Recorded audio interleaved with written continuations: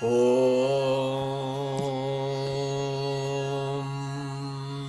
Yathagner Dahika Shakti Rama Krishna Sthita Heya Sarvavidya Swarupam Tam Saradam Pranamamyaham Sarada Pranamamyaham.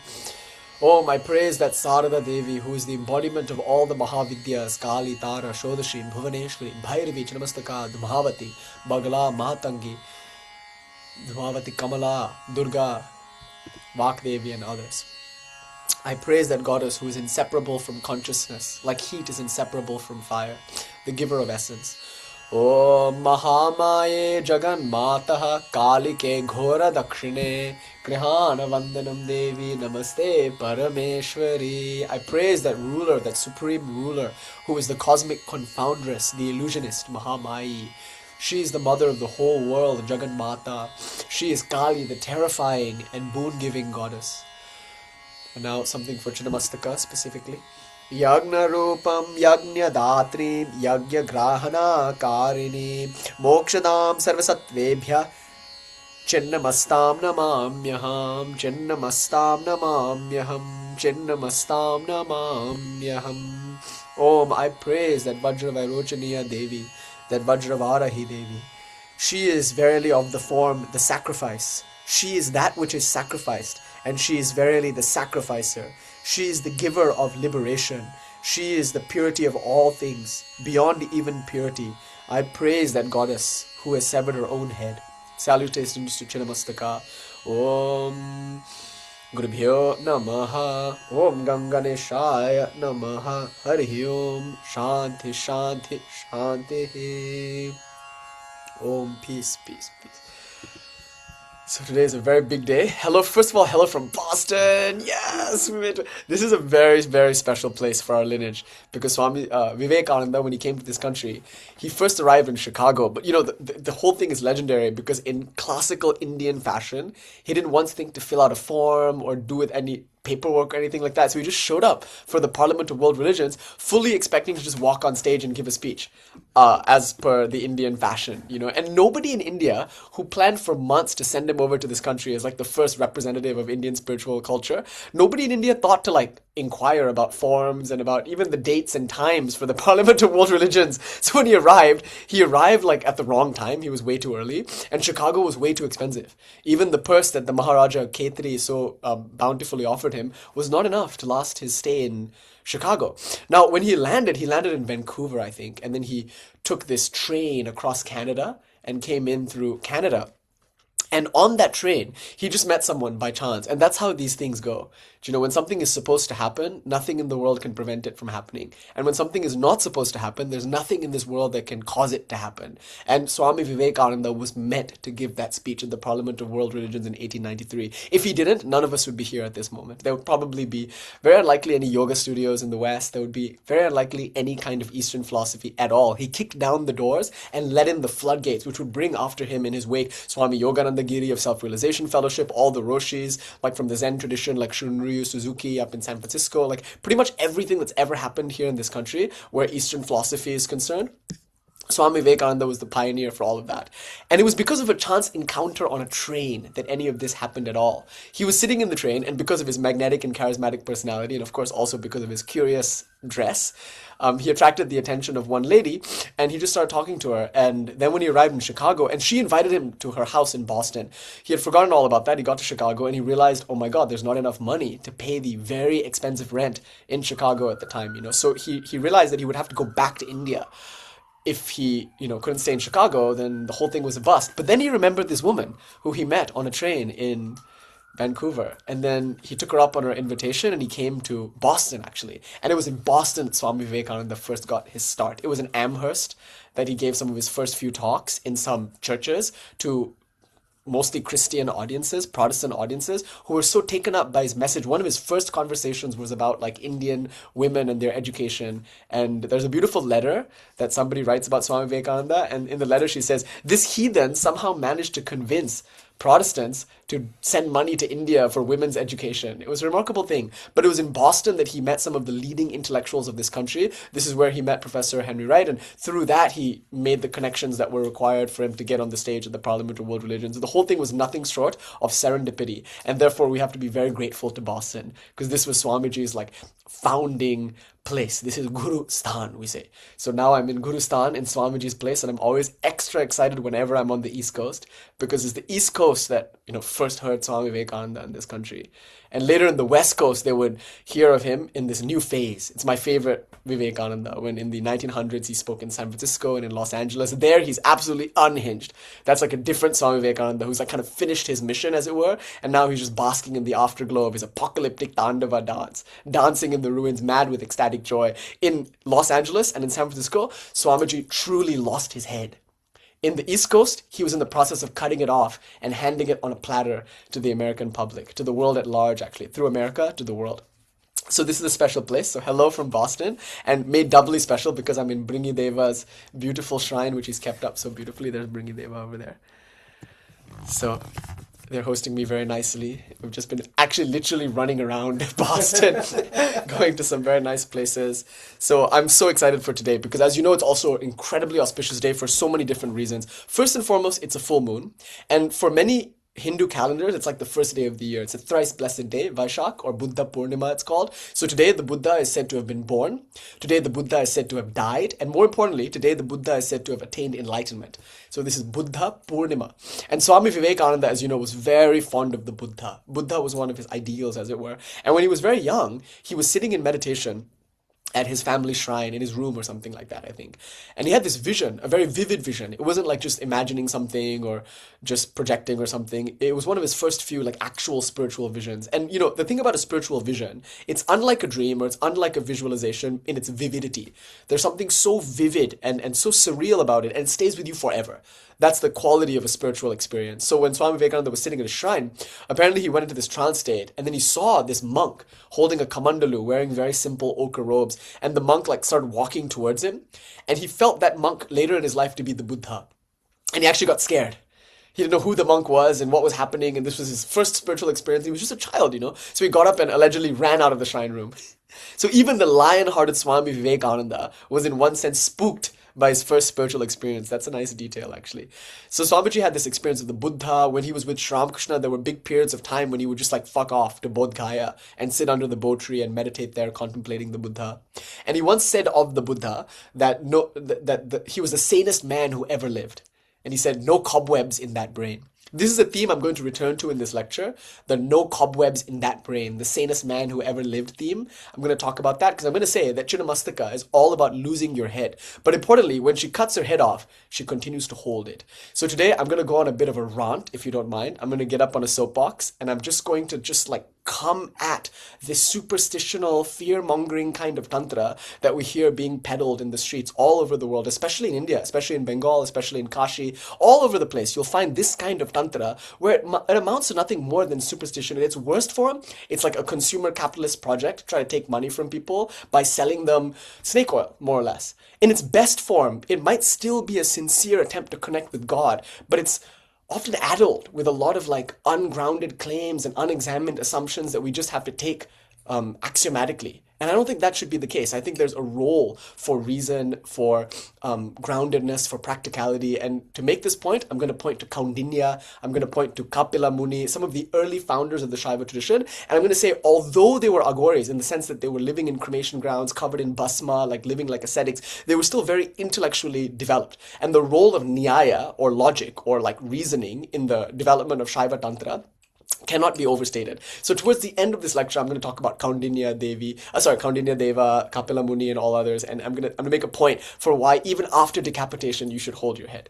Because not only is it Buddha Purnima today, it's also Chinnamastaka Jayanti. So the Chaturdashi, right before the Purnima, is the Jayanti, the special day for Mā Chinnamastakā. And this is important because this is a nice liminal space between Hinduism and Buddhism in its tantric forms. And like I was saying in 2024, I think, we gave a lecture on Mā Chinnamastakā, and there I talked about goddess worship in Buddhist tantra. And this is important because, Buddhism in its classical form is often seen as non-theistic. We don't really talk about deities. There aren't really any rituals or mantras or anything like that. At most, it's meditation. It's anapanasati style meditation where you focus on the breath, and through stilling your mind, samyak drishti, samyak samadhi, like that, through this practice, you realize that the body, which you thought was so substantial and real, is actually empty of inherent, objective, independent existence. So this is called emptying out the panchaskandhas, the 5 aggregates of the body. And you realize the body is nothing but an aggregate of sensations, an aggregate of thoughts, an aggregate of memories. And you realize there's no center there. There's no substantiality. And the metaphor they give is of a rock covered in moss, or like an axe covered in rust. If you cannot see the axe and you only see the rust in the shape of the axe, you might then assume that there's an axe there. Or if you see an orb of moss, you assume there's got to be a rock there. Otherwise, how would the moss gather around something? But in the Buddhist metaphor, there might not actually be a rock, and there might not actually be an axe. There's only the appearance of something substantive. And through meditation, through anapanasati style meditation, through stillness, through mindfulness, through presence, you discern this truth, that the body is empty of independent objective existence. Once you do this, you realize that which you thought was born, that which you thought would die, that which you thought gets sick, doesn't even actually exist. And this is how you solve the problem of birth, old age, sickness, and death. And once you have this realization, you're free. You're an arhat. You will not reincarnate anymore. You've broken the wheel, as it were, of birth, death, liberation, and rebirth. This is Theravadan Buddhism, or what the later Buddhists would call Hinayana Buddhism, or the narrow way or the small path. Theravadan means like teachings of the elder. So this is like the founding teachings of Buddhism. You'll find it in the Tripitaka. A lot of it is told in Pali. A lot of it was developed actually in Sri Lanka a few hundred years after the Buddha's alleged exit from this world. But then, of course, this tradition develops. Later, there are more important questions being asked, like, what about the rest of the world? Even if I discover that I am not this body, and even if I discover that this body is nothing but an illusory aggregate of sensations, what about other bodies? What about other people? Did the Buddha only teach moksha? Or wasn't he also interested in compassion, in mahakaruna? Because there's one thing you can take from the Buddha, is that after he discovered the emptiness of his body and mind, after he realized he was a not self, an atman, he spent the rest of his life mercifully teaching to others. Like he gave his whole life to the project of teaching others. And not just that, the first few veterinary institutes in India, not just for animals that you had on your farm, but for wild elephants and all sorts of animals. Like the Buddha was probably responsible for the veterinarian project of India. So he was compassionate not only to other human beings, he was compassionate not only to monks or to householders, but to animals, to plants. He seemed to live his whole life in deep love for all beings. That was the Buddha's devotion. It was not a devotion directed to some abstract concept of God, but it was devotion directed towards the incarnate, immanent God that appears in the form of all of our brothers and sisters, including animals and plants. So what about that? Mahakaruna, the teaching of great compassion, which you see embodied in Chinnamastaka par excellence. So Buddha taught this moksha, but he also taught this karuna. And so the Mahayana Buddhists focused on that. They said, no liberation that only concerns myself can be considered a complete liberation. Liberation must be for all beings. If I am to be free, others must be free also. So then they turn to this project of the world. Having discovered that they are empty, now they ask, what's the world? The Theravadan Buddhist and the Hinayana Buddhist might not entertain such metaphysical speculation. They'll refer to the Buddha's 16 noble silences and things like that, and they will say, just focus on meditation, focus on emptying out your own individual existence of substantive being. Once you do that, then maybe you can consider this next project. So the next project then looks at the world and asks, what is it? And the realization here is that it cannot be outside of my mind. And this is a profound thought, that everything I've ever experienced in the world, I've only experienced from within my own experiencing. So no one has ever seen the world outside of their own seeing. This is perhaps the subtlest point that we get in Nagarjuna. Nagarjuna tells us the perception of blue and the color blue are synonymous. So there's no such thing as blue outside of my perception of blue. Nila darshana, nila abhed. There's no difference. If this is true, if I cannot point to blueness independent of my seeing, then the world is contained within my mind. So Vasubandha is one of the great Buddhist masters who developed this theory.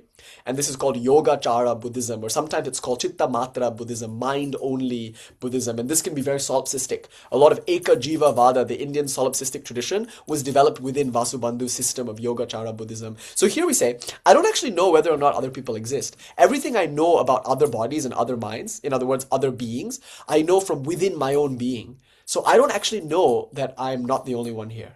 And so I might as well just make that assumption. I might be the only one here. And more importantly, if the whole world is contained within me, then I can, in my action, in my effort, liberate the whole world by emptying it of its existence. Just as I emptied out this body and this mind, I can empty out the world of its existence because the world exists nowhere but in me. So what Yogacara and Chinnamastaka eventually develops into, arguably, is Madhyamika Buddhism. And Nagarjuna is, of course, the master of Madhyamika Buddhism. His form of Buddhism is called Prasangika Madhyamika Buddhism. There are many different kinds of Madhyamika. There's like the Swatantriya school, and there's, of course, the Shentong interpretation, or Gentong interpretation, which we're very partial to. But in Prasangika Madhyamika Buddhism, what Nagarjuna does is he shows that the mind itself, in which the world appears, in which other beings appear, that itself is empty.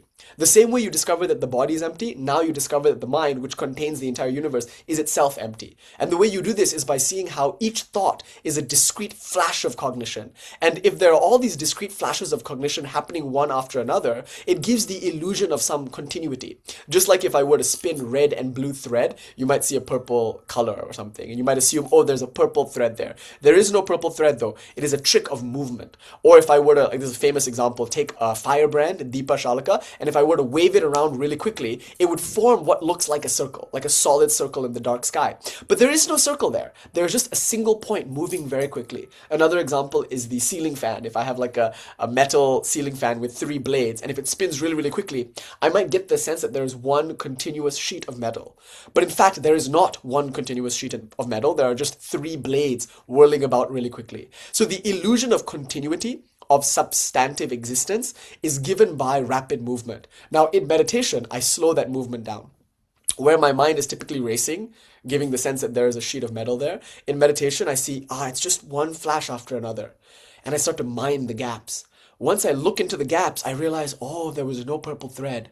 There was no ring of fire, despite what Johnny Cash might tell you. There is no singular sheet of metal. Similarly, there's no mind. And if there's no mind, if the mind is empty, if the mind is void, then the entire universe, which is nothing but an appearance in the mind, it too must be void. And so other beings are all already free. They must be. But the moment I realize that they're empty, they become empty. The moment I realize the world is empty, it becomes empty. And what is left to me? Nothing but the void. But the thing about the void is it's not a negative existence. It's not a nothing, you see. It is a no thing, in that it's not something. All the somethings within it have been discovered to be nothing but a trick of the light. But what's left in the void is luminosity. It's sky-like awareness, spacious, empty luminosity. It's called the radiant void. And the Gentong interpretation will focus on the light aspect. They will say, this is real. This is something, actually, but it's something unlike anything you've ever experienced. It's not a cognitive event. It is the act of cognition itself. So once the body is empty, once the mind is empty, what remains is awareness. And that's what you are. And this awareness, in one sense, is one with all things, because anything that shines within it is of it. It is it, actually. And so once you realize that you are not this person, this mind and this body, all the energy that was previously invested in reifying the construct of this body-mind personality, all that energy becomes freed up. And this is what I mainly want to talk about today. What it means for Chinnamastaka's blood to flow, what it means for her to decapitate her own head, and what it means for that blood to nourish her 2 attendants, Jaya and Vijaya, who become Vajrayoginī and Dakini. So this blood that flows, this prana that is suddenly awakened, it is just freed up prana. It's prana that used to be expended in the project of reifying the body, mind, and personality. Now that the prana is freed up, it must flow. And in which direction does it flow? In the direction of supreme compassion. So the test of enlightenment, the true sign of enlightenment, is selflessness. You'll notice when a person is willing to sacrifice their body and mind for another person, they've attained the enlightened state, because they're acting out of the same thing that used to propel them. The motivation is the same, to protect the self, to serve the self. Before this, when I was hungry, I felt like I was this body, right? So what did I do? I went into Bringi Deva's kitchen, chopped up a bunch of cucumbers, mixed it with tahine and chamoy, and sprinkled a bunch of lemon over it, and ate it. Why did I do that? Because I was hungry and identify with this body. And also because I wanted to bring a taste of the West Coast to my hosts in the East. This is like a typical California thing, see? It's just, you can't really see it. But it's cucumber with tahine and chamoy. It's amazing. Because I was preparing the ghost busting offering where you put the lemon and the green chilies, because we're going to do a very long and elaborate puja tonight, and probably as a result, Bringi Deva's house is going to be haunted as shit after this. So I wanted to make sure we had the ghost catcher in the southwest corner. So as I was preparing this like chili lime thing, I was like, Kuleshwari knows all about this because after the puja, suddenly everything started moving around in a pantry. I asked him, we were in the grocery store, I was like, do you have any problems with ghosts in your house? And he's like, no. And I'm like, oh, you will. Let's get some green chilies and some limes. This kind of puja tends to attract that energy. So anyway, as I'm preparing this, I'm making this meal or whatever. And like, obviously the reason to put together a snack is because you're hungry, right? It's a no-brainer. If this body is hungry, your energy will be expended in providing food for it. So we serve the body, we protect the body, etc. But what if I realize this isn't my body, or that this body is empty? Then where does that energy go? The energy that was previously used to reify and to protect and to serve that body. And more importantly, what if I realize I'm not this mind? Where does that energy go then? The energy that is used to preserve my sense of who I think I am, my personality, my ego, if you will. That energy is freed, but more importantly now it's free to serve the self, which has now become identified with everything that appears within the mind. So the irony of this is, having recognized the emptiness of the body, having recognized the emptiness of the mind, for the first time I become full. Because within that void is all luminosity, and all cognitive experiences, the experience of another being, whether sentient or insentient, that experience is in that light. And so I identify with it. If I identify with the light of the void, the luminosity of sky-like awareness, necessarily what this means is I identify with all beings everywhere. It's a no-brainer that Buddha would start the first veterinary institutes, because he felt himself to be in the animals, and so he served them. There are wonderful stories of the Buddha's past lives where he sees a lioness starving, and she's trying to breastfeed her children, and he's filled with such compassion that he offers his own body to the lioness to be consumed by her so that she will have the strength to feed her children. It's a no-brainer the same way I go to the kitchen, chop up cucumbers, and serve a meal of tahin. In that same way, without even thinking about it, the Buddha can give his body to the lioness. There's a beautiful story of Vivekananda. He was starving, sitting under a tree, meditating during his wandering days in India. And a lioness or something, a tiger or something, comes up to him, and it's like in his face, right? And he thinks, okay, good, so this is how it ends. Let this lion eat me now, or let this tiger eat me now. At least one of us will get a meal. Because he was already starving to death. So he felt like he was already going to die anyway. Might as well die feeding a tiger. That was Vivekananda's bhava in that moment. There's another great story where he's out with a bunch of disciples, Vivekananda, and there's like this wild bull or something. And the bull starts to like chase them. And everyone starts running away from the bull naturally, right? But a woman, one of his disciples, falls down. And so Vivekananda, without even thinking about it, turns around and stands in front of the bull like this. You can imagine Swamiji with his broad chest, standing tall with his turban and his ochre robes and his sash, standing there with his arms crossed. And allegedly he said, now this is how it ends. Because the bull will, of course, attack him and tear him to shreds, but he was happy with that end because it meant that he could protect that woman, But notice, it's not really self-sacrifice. It's self-recognition. He feels himself to be in that woman, the same way the Buddha in his past life felt himself to be in that tiger. So it should be like this, like an effortless, thoughtless, no-brainer to feed others. The same way I feed myself, upon enlightenment, I feed others. It's not charity. It's not even compassion. You can't call it compassion. Compassion implies there are other beings and you feel a kind of love for them and so you serve them. This is not compassion. This is the recognition that I am other beings. It's actually a supreme form of selfishness, you see. And selfishness is the one motivation of life, to serve the self, to protect the self. What happens when you recognize the self in all things as all things is that the energy that was previously spent reifying, protecting, and serving a limited notion of self is now freed up to serve, protect, and identify with an expanded notion of self. So spirituality is the journey from recognizing yourself in one thing to recognizing yourself in all things. It is the journey of selfishness to selflessness, which is actually the most expanded form of the self. Now, why is this satisfying? Because it's always satisfying to eat food when you're hungry, isn't it? If you identify with the body and your body is hungry, then when you chop up some cucumbers in the kitchen, put a bunch of tahin and chamoy on it, sprinkle some lemon on it, and eat that, you'll feel happy. You'll get this like dopamine surge of like your reward faculties feel good that they've done their job of serving and protecting the self.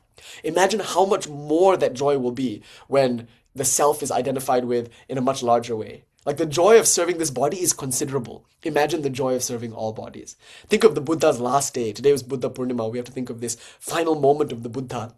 It's remarkable. He spent his whole life marching up and down India giving lectures. He would lecture for hours and hours and hours. And on top of that, he would go out and beg and he would just do all these things for people. And, the lectures were always, of course, free, entirely donation-based. So he would just like show up and talk. And it didn't matter who he was talking to. He was happy to teach anyone, anytime, anything. So on his last day, he, of course, he allegedly ate some bad pork. And the story behind this is also interesting because in one sense, it's argued that he ate the pork because he saw that his very presence was stifling to his disciples. Vivekananda made the same claim. He said, if I stick around, you'll just continue to like lionize me and hero worship me, and you will never develop on your own. Vivekananda's goal is not to become worshipped. It is to become inspiration for us to become Vivekananda. He says only another Vivekananda will understand Vivekananda. Our responsibility then is not to just lionize Vivekananda, it's to be Vivekananda. And Swamiji felt like if he stuck around, no one was going to live up to that expectation. So too with the Buddha. He felt like if he didn't kick his body, his disciples would always be stunted, like shrubs in the presence of a great tree. That's one reason why he allegedly ate the poisoned pork, even though he knew it was bad pork. Another story is that like because he was just a guest and he didn't want to offend his host. That's another beautiful story. Because imagine if you're serving the Buddha, this great guru of yours, and then you present some food and the Buddha says, I won't take it. Imagine how that host will feel. So he didn't want the host to feel bad. He literally rather die than make his host feel bad. Isn't that beautiful? And so he eats his poisoned pork, and he's, of course, at that time, can you imagine, there's no medicine, there are no antacids, there are no Tums or anything like that. So he's just in bed. I know, right? So no, it's so Indian. He's just in bed, suffering this agonizing stomach ache. And you've all been ill, right? You've had fevers and things like that. You don't necessarily go into work that day. Imagine if somebody came and asked you to do your job while you're in the midst of a fever. You'd be like, fuck off. I'm recovering. Not so with the Buddha. Some random guy, like a nobody, like not a big donor or anything like that, just showed up to the Buddha's hut or mango grove or wherever it is he was sitting and tried to come in and get a lesson, a private, a one-on-one. And Ananda, the Buddha's attendant, sent the guy away. Ananda was like, no. My master is recovering from an illness. He's not in any state to be teaching anyone right now. And the Buddha overheard this and said, Ananda, what are you doing? Call him in. Can you imagine? Like in his last few moments, all he wanted to do was teach some random nobody something. And he died with these words on his lips, allegedly. Atmo dipo bhavati, may thou be a light unto yourself. Be your own guru. Right? That's something I want to return to at the end of this class in order to decentralize tantra or to de-hierarchicalize it, if you will. And then he said something else. He said, remember that everything corrodes, everything corrupts. Therefore, be a light unto yourself. That was his final few words, and he died in the midst of giving a lecture. Isn't that beautiful? I think of Swami Vivekananda and his last day in 1902, 4th of July. He knew that it was his last day, allegedly, because for a long time he'd been looking over almanacs, presumably trying to find a day to exit his body. We also know from the lore of Swami Vivekananda that he attained a boon in Amarnath, the cave of immortality in Kashi. There, apparently he had a vision of Lord Shiva, and allegedly Lord Shiva told him that he would die at will. So he had this ability to leave his body whenever he wanted. And like the Buddha, presumably he left his body to give space to his disciples to grow. Or because he felt like he could do better work as a siddha, disembodied. Like as he appeared to Shashi saying, look, Shashi, I spat out the body. So who knows why he kicked the body, but on that final day, he chose to teach a 3-hour class. What do you think the topic was? I mean, this is arguably Swami Vivekananda's final lecture. This is important to me, incredibly significant to me, and it's going to be incredibly significant for this lecture. His final talk ever for 3 hours was to a bunch of brahmacharis in the morning, and the topic was, does anybody want to guess? What do you think? Okay, if you were Swami Vivekananda, yeah, Bhairavi Nicola has it. If this was your last day and your last lecture, what would that lecture be about? You think it would be something like really profound and metaphysically subtle, like what is Maya, which, Sister Nivedita, Swamiji's foremost disciple, argues is his best intellectual work. He was the first one in Indian history, arguably, to define the undefinable Maya. So maybe that's something you could talk about on your final day. Maybe it's on bhakti. He was in that state of mad love for God. Maybe he should have talked about Kali or at least Sri Ramakrishna. You would think that he lived and died for Sri Ramakrishna. His final lecture would be about Sri Ramakrishna. In fact, one curious thing about Swami Vivekananda is that in the West, he only mentioned his master 1 or 2 times. And he gave this masterpiece lecture at Madison Square Garden, I think, called My Master, which has been published as an independent work. It's a beautiful lecture, but most of it is not even about Ramakrishna the person, but Ramakrishna the principle. So Swamiji could have talked about Ramakrishna, he could have talked about Kali, he could have talked about bhakti, he could have talked about jnana, he could have talked about meditation. He was very given to Raja Yoga. It's some of his best work. But no, he just gave a Sanskrit class. He just taught grammar. Swamiji's last class was Sanskrit grammar. Isn't that beautiful? His last song that he ever sang was to Kali. It was a Komala Kanta song.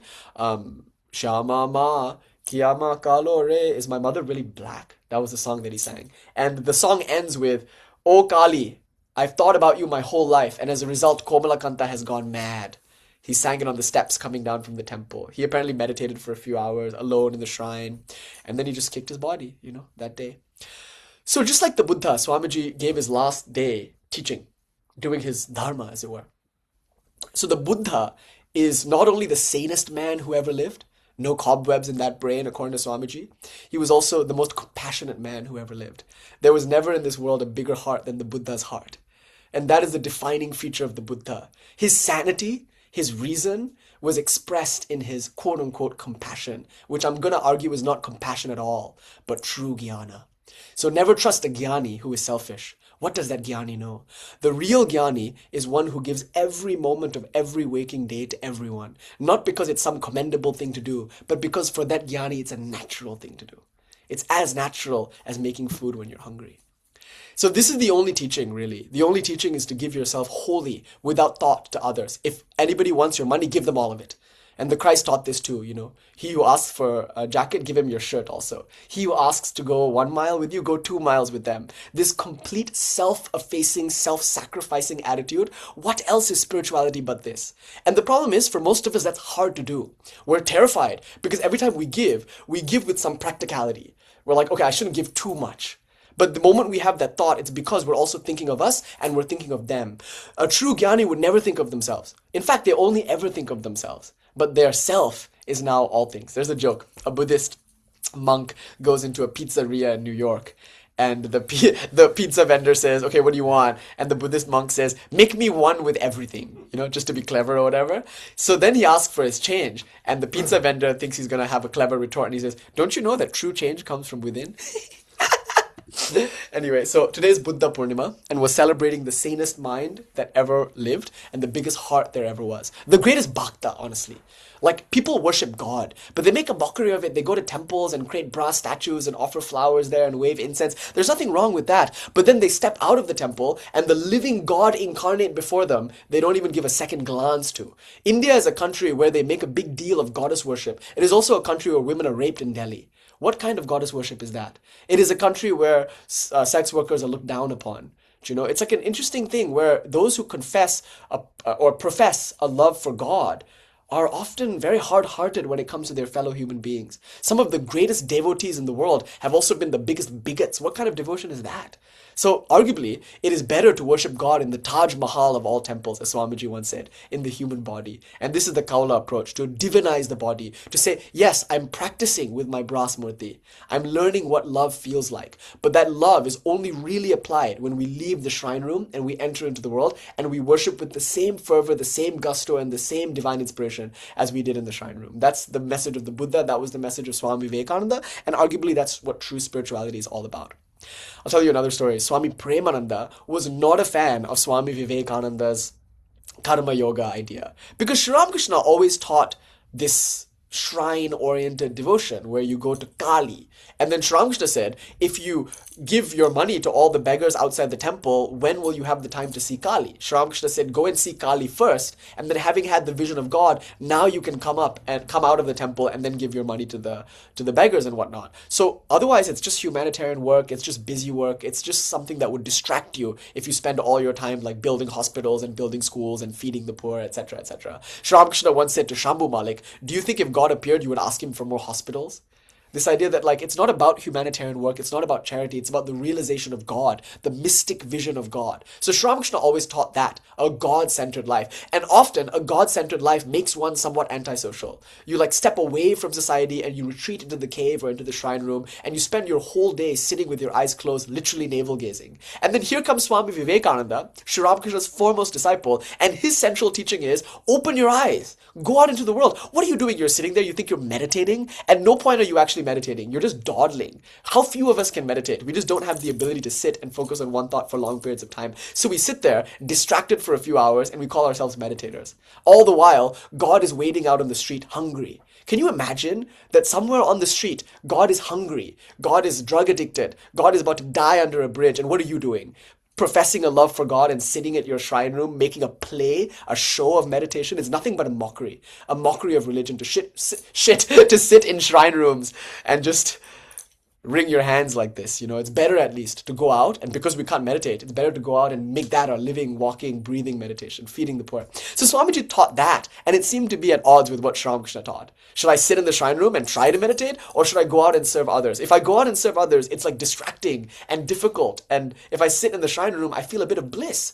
So what Swamiji is telling me to do is abandon the bliss that I feel when I'm sitting in front of God and go out and get involved in some kind of harrowing, distracted work.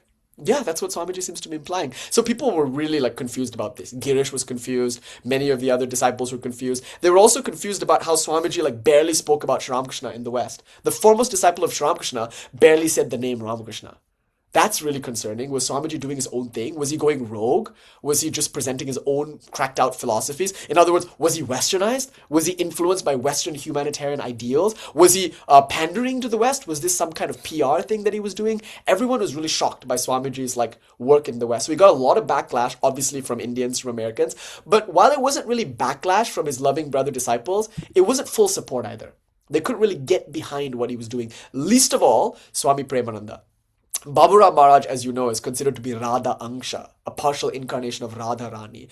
His attitude was very devotional. His whole life was centered around God, but God in the transcendental sense. He was like a traditional Hindu monk in the sense that he would be somewhat antisocial, he would step away from society and spend long periods of time meditating. And so when he heard that Swamiji was telling people, monks especially, to plunge into the world, and not only that, but to own money in order to start hospitals and charities and schools, and to spend their day not sitting in meditation, but going to flood and famine-stricken regions and bringing medicine and food and things like that, he was kind of disgusted with the idea. So much so that when Swamiji landed on Indian shores, Baburam Maharaj, his brother disciple, was nowhere to be found. Saradananda made all arrangements to come see Swamiji. A lot of them came and greeted him when he landed on Indian shores. It's a remarkable scene, There was all these Maharajas, and they unhitched the horses of Swamiji's chariot and pulled him themselves. Can you imagine India's most elite society members, Maharajas, princes, and kings? They bowed down before this beggar monk. A nameless beggar monk who appeared on the shores of India one day after his triumphant Pandava dance in the West. And they unhitched his horses and dragged the chariot themselves. The whole of India was celebrating Swamiji, the cyclonic monk. But the people that Swamiji cared about most, his brother monks and Baburam Maharaj of all people, they were nowhere to be found, especially Baburam. And so that really hurt Swamiji, I think. That put a strain on their relationship later on. Why didn't Baburam show up? Nobody really knows. But it's believed that it was because of some of this tension. Baburam just didn't want to celebrate Swamiji at that time because I think he disagreed with Swamiji's message. Anyway, something very beautiful happens. Baburam catches a fever. He gets sick, And remind me to tell you about Swami Akhandananda too, because Swamiji was very fond of Baburam and Akhandananda. But anyway, so Baburam gets sick. And he's in bed with a fever. He's laid up in bed. And so there's nothing he can really do right now but read complete works of Vivekananda in 9 volumes. At that time, I don't think there were 9 volumes, but he just read Swamiji. He had never read Swamiji before, but he finally got around to it because what else was he going to do? And it was one of the most dramatic transformations we ever saw in any one of the direct disciples of Sri Ramakrishna. Because from that point on, Baburam Maharaj never spoke of bhakti anymore. He never spoke of God anymore. He became completely converted once he read Swamiji's Karma Yoga and some of his other works. And all he lectured about was Karma Yoga. Whenever he was giving a talk, and he was particularly active in northeastern India, what is now Bangladesh, mostly in front of Muslim audiences. And Baburam had this wonderful ability of attracting non-Hindus because he was so radiant. He was so spiritual that it wasn't a matter of Hindu or Muslim anymore. This was a holy man. This was a man of God. People like Shirdi Sai Baba, Lal Ded, Kabir, these were all Hindu Muslims in the sense that in India, before British colonial census, we never really cared whether we were Hindu or Muslim. The Hindu woman carrying a pot on her head, returning from the well, would bow before the mosque. And the Muslim man, on his way back from the prayer, would acknowledge the temple. There was no sense that Muslim is different from Hindu. And that's why nothing breaks my heart more than the India of today. The Hindutva ideal that somehow India is for Hindus. No, India is for people of God. It doesn't matter what they call God, Christ or Allah or whatever. Anyway, so Baburam was very popular in Bangladesh, what is now known as Bangladesh in northeastern India. He was very popular because he attracted a lot of Muslim people. And I think a big part of this appeal was that his message was like the Buddha's, universal. Notice how the Buddha's message crosses religious lines. Now not so much anymore because a lot of like accretization has occurred. Like Buddhist identity has become reified in a way that wasn't true in the Buddha's time, I don't think. But like Baburam, like the Buddha, just spoke to universal ideals of what seemed like humanitarian ideals, but what really were, I would argue, true religion. The religion whose devotion is not in a shrine room, but in a flood or famine region. So he just spoke about this exclusively. But the Hindus who came to hear him wanted to hear him talk about bhakti. They had heard that he was a partial incarnation of Radha. He's a Radha Anksha Avatara, right? And not only that, his name is fucking Premananda.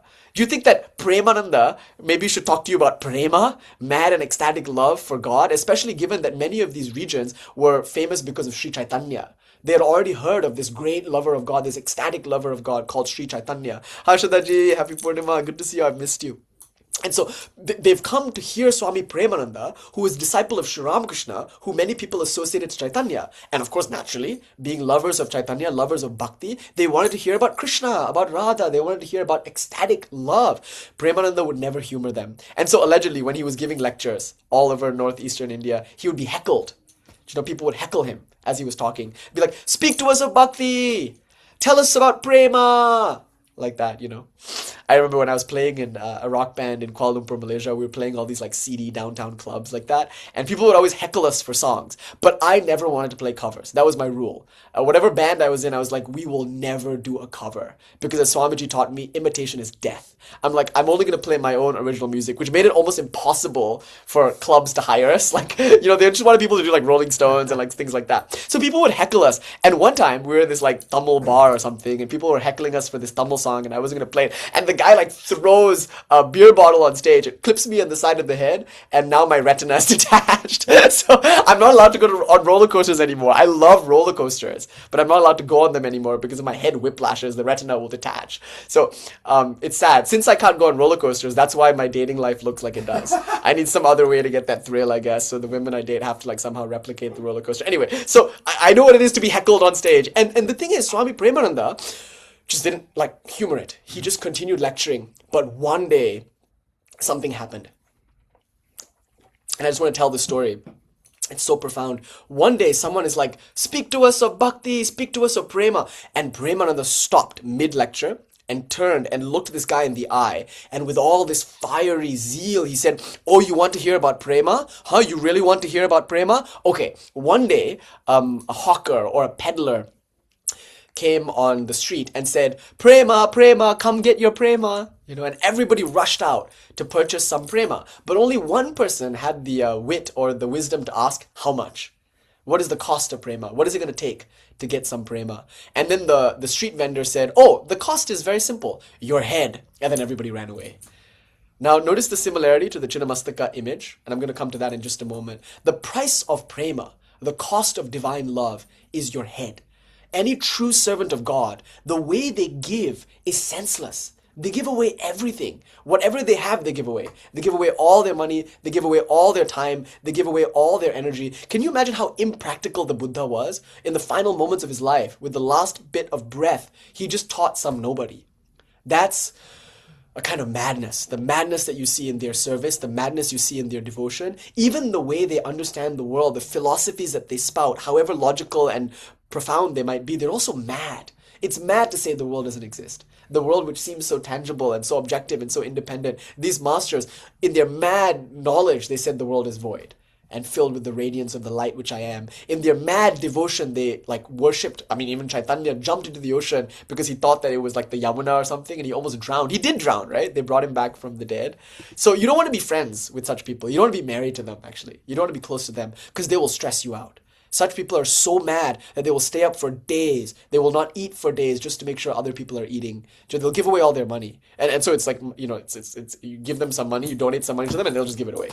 Like, that's their madness. That's what it means to lose your head. And so everyone wants God, but nobody wants to be mad for God. Or even when they want to be mad for God, when that madness starts costing them their marriages and their friendships, when their madness starts to financially ruin them, then they want to leave the room.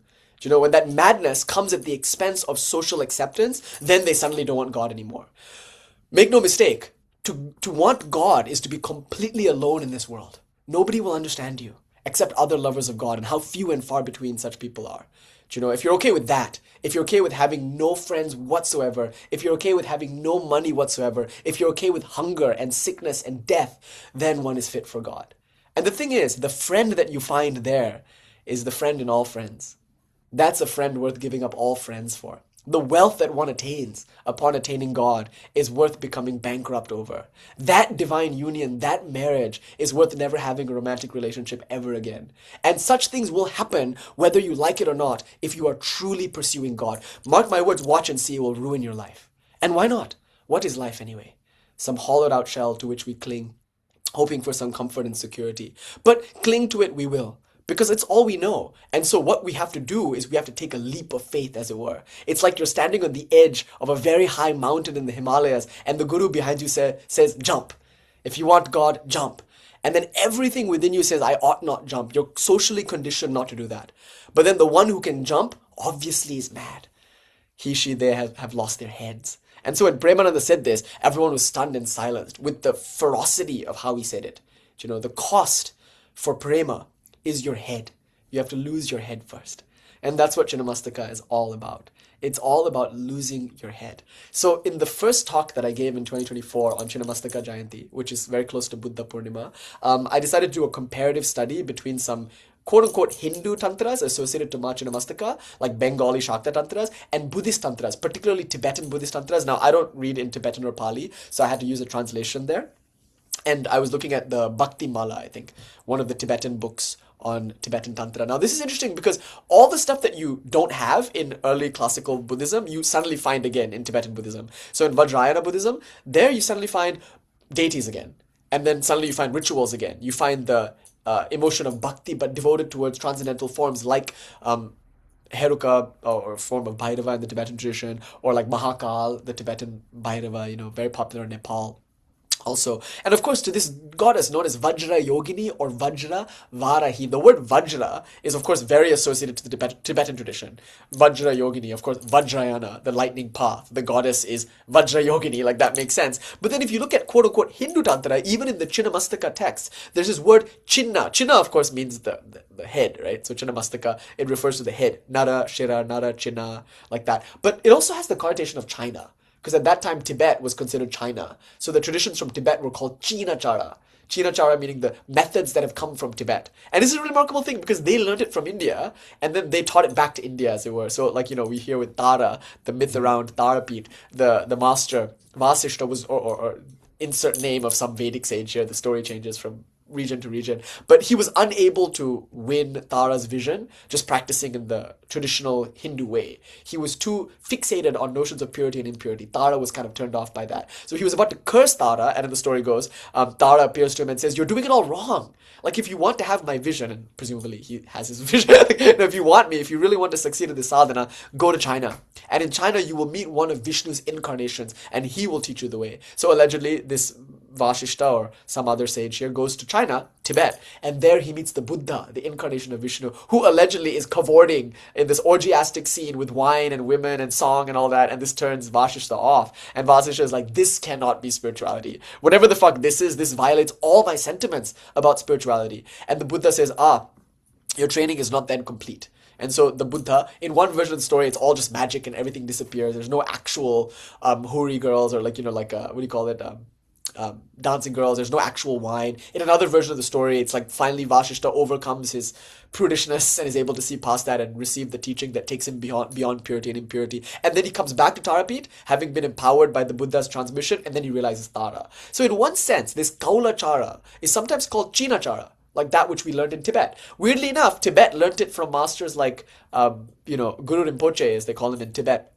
Padmasambhava, he's from a very powerful region in India, Udayana, which is one of the Shakta Pitas. So all these great Kaula masters, they must have gone to Tibet. And as a result, a lot of Tibetan masters were born, like Marpa teaching Milarepa through Indian texts that Marpa would translate. Marpa, by the way, was called the Great Translator because he traveled all over India, accumulated texts, and then he was one of the first people in Tibet, not only to acquire the text and collect the text, but to translate the text into Tibetan. And that's what allowed him to convey this to Milarepa, who is, of course, one of the greatest Tibetan masters of all time, of the Kagyu lineage, which I'm very partial to, actually. So in that sense, the Tibetan tradition is called Chinachara, and Chinnamastaka, in one sense, almost refers to that. Chinachara. But of course, literally Chinna means the forehead. But if you think of her as Vajrayoginī or Vajravarahi, clearly you can see the link to Vajrayana Buddhism. That's what I love about Chinnamastaka, because it blurs the line between what we consider Hindu and what we consider Buddhist. It's just tantra. And the argument that I was making in 2024 in that lecture called Goddess Worship in Tantrik Buddhism, based on the two texts, Chinnamastaka Sadhana from the Shakta Pramodaha and this Vajravarahi Sadhana from the Bhakti Mala, we saw that they were more or less one-to-one. Whether you call her Vajravarahi or Chinnamastaka, the sadhana is the same actually. The puja is the same. The mantras are even the same. The Tibetan soha is of course the Indian swaha. You know, Om Mane Padme Hum. Of course, money is a Sanskrit word. So too is Padma. Of course, Hum is a bija mantra that we find first in the Indic Tantric traditions. I'm not going to say Hindu traditions. I'm going to say Indic Tantric traditions. So when we think of India, we shouldn't exclude Pakistan or Bangladesh. We shouldn't exclude Sri Lanka. And we shouldn't exclude Tibet or Nepal. These might not be India in the national sense of the word, because now politically speaking, these are separate countries, but they are in the historical sense, in the spiritual sense. So India is a spiritual nation, not a political one, and it includes Buddhist ideas, as well as Jain ideas, as well as Hindu ideas, as well as unique Sufi ideas. There's a kind of Sufism that develops in India that is obviously heavily influenced by 18th and 19th century Tantra. So having said all of this, that was what that lecture was about in 2024, and I was very fond of it because it was like very Ramakrishnan in orientation. Like I was trying to give you proof, like actually here's a text from Tibetan tradition, which I'm of course allegedly, you know, it's in Pali and it's an original text. So I don't read Pali, so I can't really attest to that. But then, oh, sorry, not Pali, my bad. It was in Tibetan. Then this other text that we referred to, that we could read, that was Sanskritic. And you can see just in the textual history, like these were the same text actually. So having said that, that was what that lecture was about. Then the next year, 2025, I think, that was one of my favorite lectures ever. It was called How to Decapitate Yourself. That was on Mā Chinnamastakā. Now in this third installment, I'm going to make one more point, which I didn't quite make last time, because last year, it was all about decapitation. So it was all about the madness of bhakti, the madness of jnana, the madness of karma yoga, the madness of meditation. But now I want to talk about the next piece. What does she do, Chinnamastaka, after she cuts her head off? She holds it. And I want to talk about that piece. The holding of the head that is now severed. You know, that holding, that chinna dharana, like that piece, I want to emphasize a little bit in today's lecture, if you don't mind. Yes.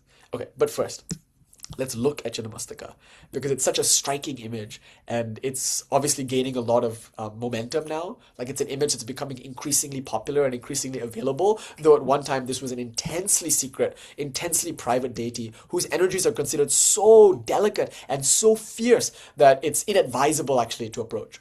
In fact, one of the first names that you get in the 100-name or 1,000-named hymn for Chinnamastaka is Prachanda. Chanda, Prachanda. Like, so you can make all the claims you want about how compassionate and sweet she is. The fact of the matter is that when you look at the literature, again and again it's emphasized that she's gonna wreck your shit, right? Like again and again it's emphasized that she's especially fierce. So I want to make this point just in passing. This is also for the Vaishnava tradition, Nagarjuna Jayanti. And Narasimha is another one of those deities in the Vaishnava tradition that is considered intensely fierce. Only someone like Prahlada should approach Narasimha. And this is interesting because Prahlada is a demon. Prahlada is an asura, you see. And I remember, oh wow, way back when, Gayatri Devi, Acharya Tamal Synergy's Shakti, upstate New York once, I remember I was talking to Gayatri Ma, and I was praying to her. I said, Ma, bless me, that I may be like Ravana in my tapasya, but like Prahlada in my bhakti. And this was in like a room full of people, and she just like started crying. I was so moved by that. You know, to me, I was just like just saying something somewhat casually, but maybe not. Maybe on some deep level, like I didn't feel like I was as sincere as I could be, you know. I was just praying. But she felt whatever little sincerity was there in me, she felt. And to the point of her sincerity, she just wept, thinking about that thought, you know, because I always told her, I'm like, Ma, I'm an asura, I'm an Gana, but like make me like Ravana, make me like Prahlada, like that. And I'm just so moved. I think about how Gayatri Ma like just was moved by that. It was just so beautiful. But anyway, Prahlada, one thing about him is that he's an asura, but he's one of the greatest bhaktas who ever lived. And his bhakti was devoted to a very fierce form of Vishnu called Narasimha. And Narasimha is approached, even in the Vaishnava tradition, with a lot of tact and care. It is said that unless you are a sadhu, whatever that means, of course that word can be negotiated. Some people in the Vaishnava fold take it to mean brahmachari, like unless you are completely committed to this life and not interested in married life or in the life of being involved in society, only then should you approach Narasimha. In fact, there's even this form of Narasimha where he's with his wife. So his wife is sitting on his lap, and it's said that this is Narasimha in a satisfied mood. So if you approach Narasimha while he's with his wife, he's not going to wreck your shit quite as much. He's like chill. He's still really fierce, but he's in a somewhat chill mood. Right? Like when you approach Kali in her maybe Bhuvaneshwari form or in a Kamalatmika form, like arguably like that's Kali on a good day. So you're approaching Mā when she's more likely to be kind to you, to be relaxed with you, right? So in the same sense, in the Vaishnava fold, Narasimha can be approached by householders, by anyone in the world, but in that particular form, where he's with his spouse. The regular Narasimha, where he's by himself, like ripping Hiranyakashipu's like guts out. This Narasimha is drunk. He's filled with rage and bloodlust. And sometimes when people get into that state, it's like berserk, bear shark. Like they get into this state where they're just like in this rage and they kill the enemy, but then they suddenly forget who's the enemy and who's the friend. It happens all the time on the battlefield, like friendly fire kind of thing. People just go crazy. Presumably Narasimha is in that state. He's killed Hiranyakashipu, but he's filled with this bloodlust, so he will kill anything that moves. And so Prahlada in this story is the only one who can pacify him. Sometimes I think about that like old Hulk movie, the cult classic, the old Hulk movie. So the Hulk, when he turns into the Hulk, you don't like me when I'm angry. He turns into the Hulk, but there's only his girlfriend who can like bring him back, right? So when he sees his girlfriend, he like chills the fuck out and he calms down. This is so eerily like the Narasimha story. When he's with his Bhutang, he's like chill. And so too with the Hulk. When he sees her, he becomes calm. So Prahlada is like that. When Narasimha sees Prahlada, he's so moved by this Asura's bhakti that he can't help but chill the fuck out. And so it is said that Prahlada approached Narasimha in the midst of Narasimha's bloodlust and then just sat on his lap. And then Narasimha, who in that moment was using his claws and teeth to tear everything apart, just like stopped and licked Prahlada. So at what point does the lion lick the little child? At the point at which the little child is truly coming with love. Lest ye be like little children, yours is not the kingdom of heaven. The lion and the sheep will play before you or something like that in the Bible, in the gospel or something like that. But anyway, it's no small thing. Imagine you're seeing this like cyclone and you're just going to move into it. You're seeing a lion, a fierce lion tearing things to shreds who cannot tell the difference between friend and foe, and you're just going to go closer to it. Thakur would say, don't hug the tiger god, This looks like the tiger god. Literally, this is the tiger god. So what are you going to do? Go and sit in his lap? That's what Prahlada did. But arguably only an Asura can do something like this, I would argue.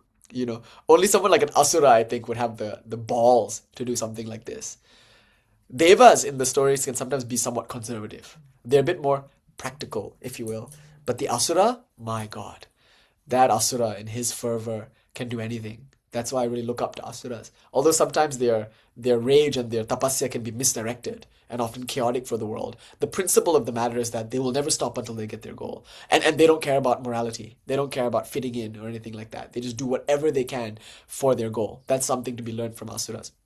So Prahlada is an Asura, and true to his guna, true to his quality, he approaches fearlessly Narasimha. Now, prior to this, the Narasimha Avatara, the incarnation of Vishnu called Narasimha, was out of control. And if left to his own devices, he would destroy the whole world. This is Vishnu in that particular bhava, a kind of tandava, like an ecstatic dance that destroys. And so only Prahlada could assuage him. Notice the parallel in this mythological structure with the Kali story. Like on the battlefield, Kali starts killing, and she's filled with such bloodlust that she just can't stop killing. So in that story, only Lord Shiva, like Prahlada, can approach her, and only Lord Shiva, through his surrender and through his ability to hold space, is able to, I don't want to say contain, but like in the mythological structure, somewhat tame Kali. So therefore, with Chinnamastaka, we cannot forget that this is also Narasimha Jayanti. So what the Vaishnavas are calling Narasimha, the Shaktas and the Shaivas are calling Chinnamastaka. Are they two different deities? No, they're two ways of reading the same energetic signature. For the Vaishnavas, it's a man-lion. For the Shaktas, it's a woman decapitating herself. So if you say, oh, Chinnamastaka is so sweet and so compassionate, that's true, obviously. You can't box her into any one thing. But you have to remember, it's also Narasimha Jayanti. It's also like the day of a fierce expression of divinity. And I'm sure there are astrological claims that you can make here as to why the energy is as it is. But now the question is, who would want to approach such a deity? A deity that is so destructive. Arguably someone who is desperate. Like a person who's really desperate for God, who says, I don't mind becoming financially ruined. I don't mind losing all my friends. I don't mind losing all my loved ones. I don't mind losing everything, arguably because I already have. The people that sometimes come to Chinnamastaka are people who have nothing to lose anymore. They've already been roughed up by life so much that what could be worse, right? Like, what could life do to you now that it hasn't already done. Like my friend Matthew in New York, I was giving a little satsang in Central Park, and Matthew was there and he was asking like about Kali, and he was like, I always hear that, she'll wreck my life and I want to start the Kali sadhana, but I'm like worried about what would happen. And I looked at him and I said, Matthew, you are a gay man who grew up in a conservative Catholic environment.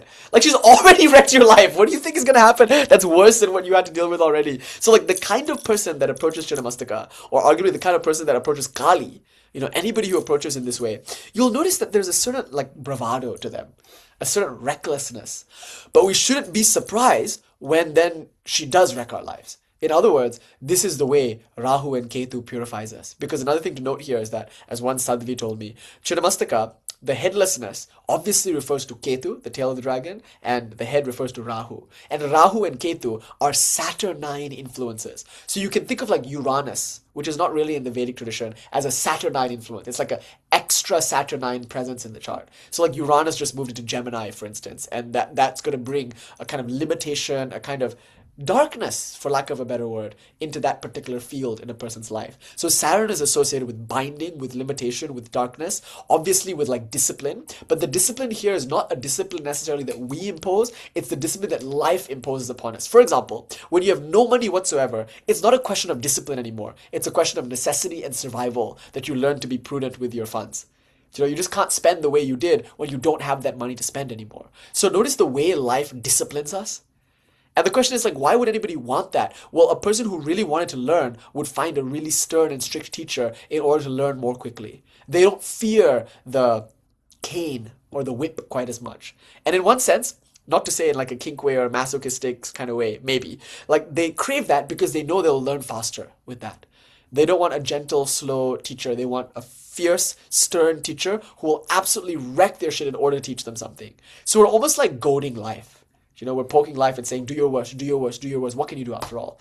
And more importantly, I want to learn. And I want to learn so badly that I'm willing to endure any kind of lesson. That's the Saturnine influence. And of course, when you look at Bagalamukhi and her relationship to Mars, when you look at Kali and her relationship to Saturn, when you think about why the practitioners of this tradition wear black and red, especially considering black is Saturn's color, red is Mars's color, you can see that our goal, astrologically speaking, is to work with the darker elements of nature, meaning the more destructive and therefore more transformative and more purifying elements of nature. So where Uranus and Pluto can be considered Saturnine influences, Rahu and Ketu are arguably Saturnian malefics par excellence. It's like Saturn on a killing spree, as it were. So Rahu and Ketu, of course, a lot of people who have Rahu or Ketu in their 12th house like that, they're going to be attracted to deities like Chinnamastaka or Narasimha and Kashmir, there's like an overlap between the Vaishnava and Shaiva communities. Narasimha is kind of a standalone cult figure in Kashmir, so much so that Abhinava Gupta's father is named Narasimha Gupta, right? So these are important deities. Like on Buddha Purnima, when we think of the Buddha and how he's considered to be an incarnation of Vishnu, you see the overlap between Hinduism and Buddhism. When we think of Chinnamastaka, again, you see the interplay between Buddhism and Hinduism. And when you consider Narasimha, you see the overlap between Hinduism in its Shaiva form or Shakta form and Hinduism with its Vaishnava form. So notice the liminality here. At this point, we no longer care what religion we belong to. We don't really care about forms anymore. Chinnamastaka is often worshipped in a yantra, in a purely tantric way, where it's not about form, but it's about pure energy. That's why if you call it Narasimha, if you call it Chinnamastaka, if you call it Buddha, it doesn't matter to us. We tantrics are talking about the energy to which these words correspond. So that energy is a Saturnine one, often associated with Rahu and Ketu. Now, I think in Western astrology, they call Rahu North Node, right? And Ketu South Node or something. And South Node, I think, refers to like karmas of the past. And North Node refers to like future lives or something, or that which is to be. So there's some notion of time here, like a distant past prior to even my birth, and maybe a distant future, perhaps even after my death. So this idea of that which is beyond death and that which is before birth, that's of course very mysterious. So the idea of like darkness and transformation is invoked here with this concept, but also of time. Time is the great leveler. Time makes beggars and kings into the same thing, a pound and a half of ash or something. So Kali is time, But time, Mahakala or Mahakali, is a great purifying force. So what we're essentially doing when we worship Mā Chinnamastakā is we're trying to speed up a timeline. We're saying all the karmas that would take me the next 4 or 5 lives to finish off with, we're almost asking for those karmas now. Let me just like finish them off now. Whatever debt I have to pay, let me just pay them off right away. Because I'm anxious, as it were. I'm desperate. I'm recklessly trying to get out of my karmic debt because I want to leave or something.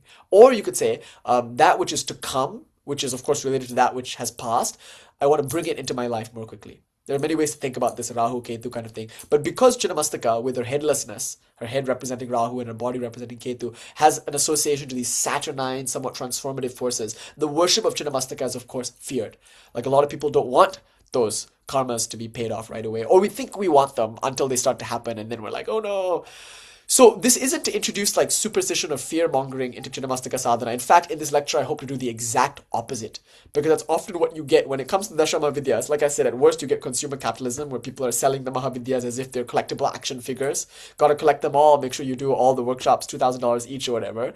And of course, they lend themselves very nicely to consumer capitalism because they're very like, evocative images and they have this air of mystique and mystery around them. So if you love like magic and witchcraft and rituals, like, my God, you're a very good targeted audience for like this kind of peddler, this snake oil salesman, in India and abroad that would sell you the Mahavidyas as if they're action figures on the Walmart shelf or something. But on the other like end of the spectrum, where it's not about consumer capitalism, it's still very mired in this like, I would say, primitive and backward regressive kind of thinking.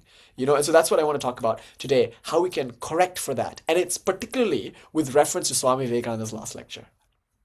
Right? It's particularly with reference to Swami Premananda's life and with reference to the Buddha and the statement that there were no cobwebs in that brain. He was the sanest man who ever lived.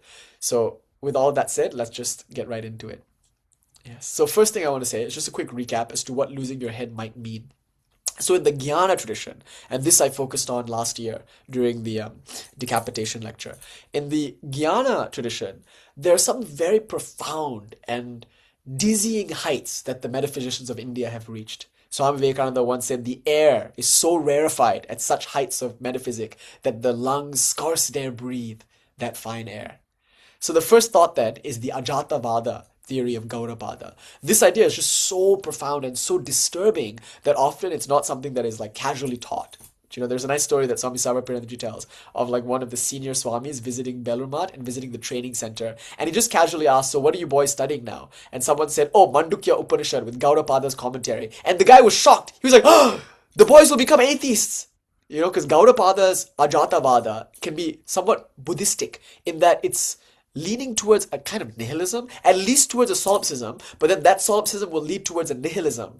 And so for some people studying this, it can be very disturbing. People can enter into this like adumbration, like Truman Show sort of feeling, like they suddenly start to question whether anything is real, and they plunge into this despair and nihilism when they realize that maybe nothing is.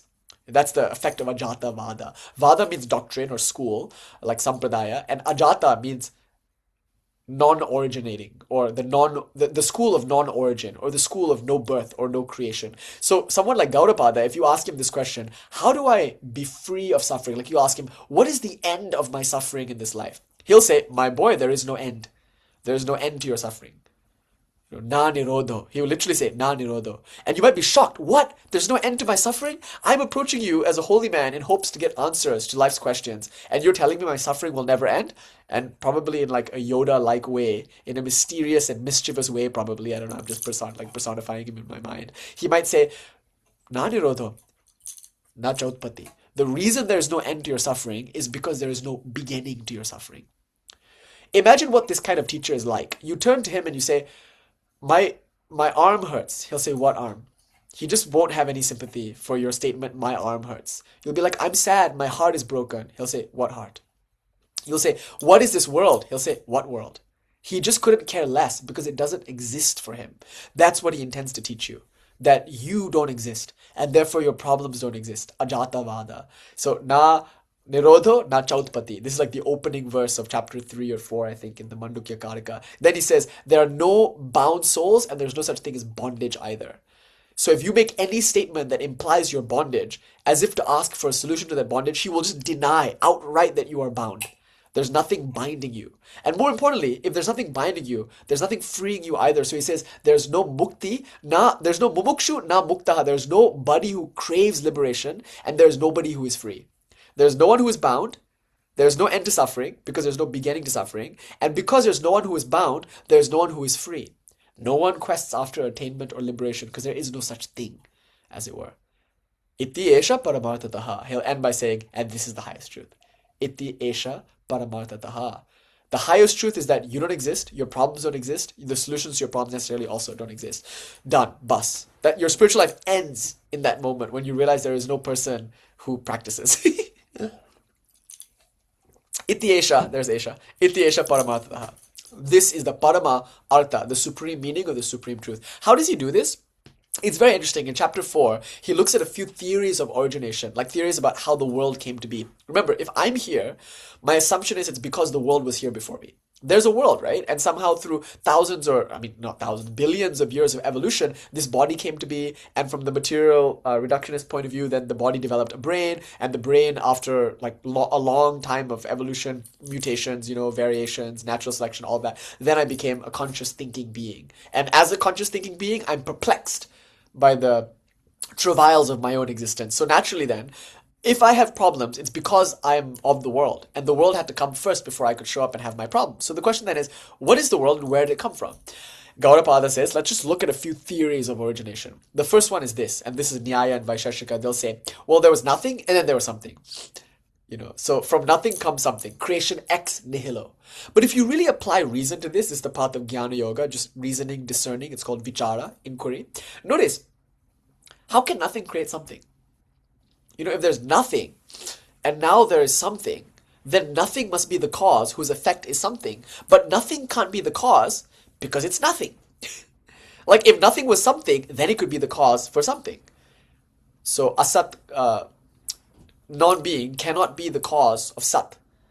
Asat karyavada. Like the cause that is unreal or non-existent, asat, cannot be the karana of something real. It's just a categorical error. It cannot be the case that nothing creates something any more than it can be the case that numbers can produce colors. No matter how high up I count, 1, 2, 3, 4, 5, 6, 7, 8, 9, I'll never get to purple. Because purple is categorically distinct from numbers 1, 2, 3, 4, 5 or whatever. And I can mix colors, but I won't get numbers. If I mix yellow with blue, I might get green, but I'm not going to get 83 or 42 or whatever. I'm not going to get numbers from colors. I'm not going to get colors from numbers. Cats, when they reproduce, will not create dogs. Dogs are categorically distinct from cats. And certainly cats are not going to produce lizards. Lizards are reptiles, cats are mammals. Basic Aristotelian taxonomy here. It's like if nothing is a category unto itself, and if something is categorically distinct from nothing, then how can nothing cause something? So if this world came from nothing, and if nothing cannot cause something, then this world was never caused. This world never came. That's one way of approaching Ajatavada. So then, why even bother about your problems? There is no world to begin with. It is incomprehensible to say the world came from nothing. So what is this? Nothing. Then the next thing. Okay, then maybe the world is something from something. If that's the case, then you can engage Ramanuja here and you can say, well, milk turns into yogurt. So this is called Satkaryavada, the doctrine of something producing something. Now this is like obviously more like reasonable to say something produces something. They're both categorically the same. Jaima. Something produces something. So what is the thing? Milk. And then what is the other thing? Yogurt. Or better yet, clay and pot. Okay, now we can play with this. The cause must be distinct from the effect.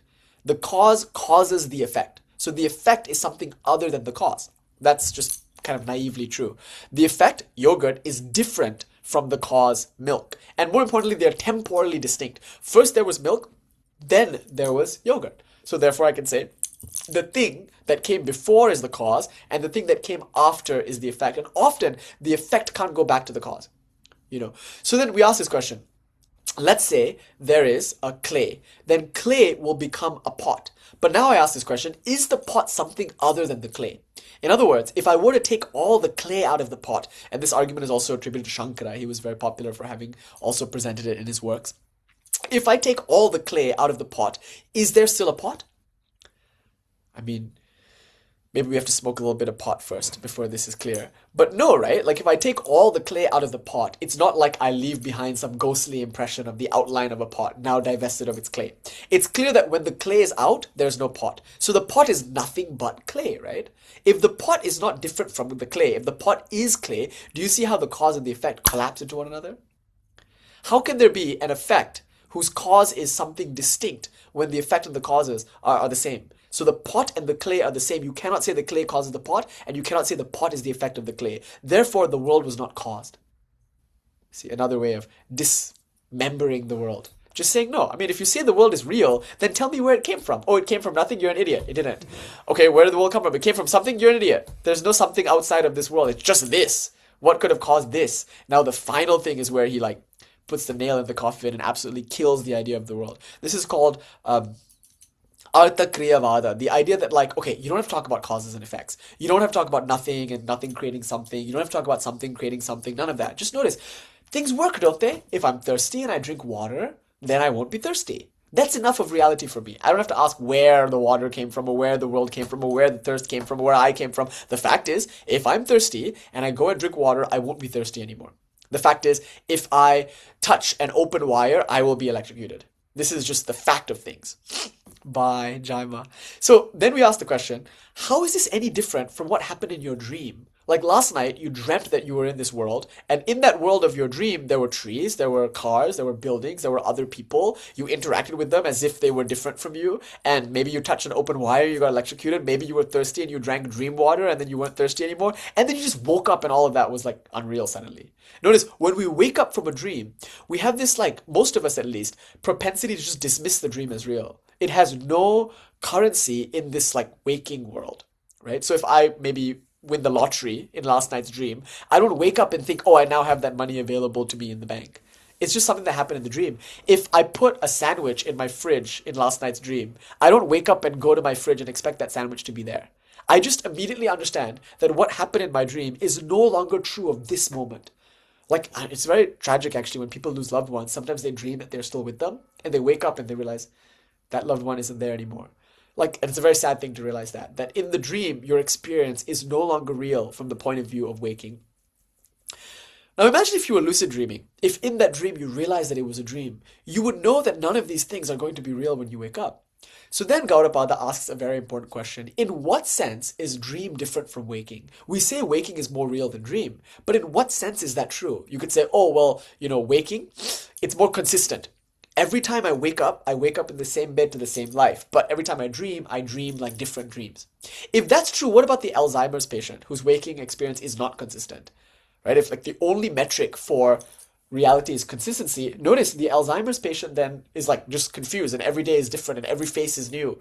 You wouldn't say that is dream, and yet you must if your only metaphor for reality is consistency. That person's dream is inconsistent, and that person's waking life might also be inconsistent. What about people who have consistent dreams? Some people, they have dreams, recurring dreams, and they might find themselves in the same place with the same people. Then does it become real? Because if your metric for reality is consistency, there are inconsistent wakers and there are consistent dreamers. Right? Notice how consistency is not a really good metric for discerning between dreaming and waking, so that doesn't work. Then you say, okay, what else? Well, in the dream, things are kind of illogical. For example, I might go down 7 flights of stairs and end up on the roof. That doesn't make sense. And when I wake up, I look back on that and think, haha, how silly. But wait a minute. In the dream, you didn't question it. In the dream, it made perfect sense to go down 7 flights of stairs and end up on the roof. That didn't seem weird while you were in the dream. It was only when you woke up that it seemed weird. So when you're in the dream, things make logical sense. And more importantly, this assumes that the world makes logical sense, but it absolutely doesn't. Anybody who's ever dated a woman understands this. No, I'm kidding. But anybody who studies quantum mechanics understands this, right? Anybody understands that the world is not as it seems. Things are way more complicated. It's full of paradoxes. Gödel's incompleteness theorem, all that stuff. Just Einsteinian relativity,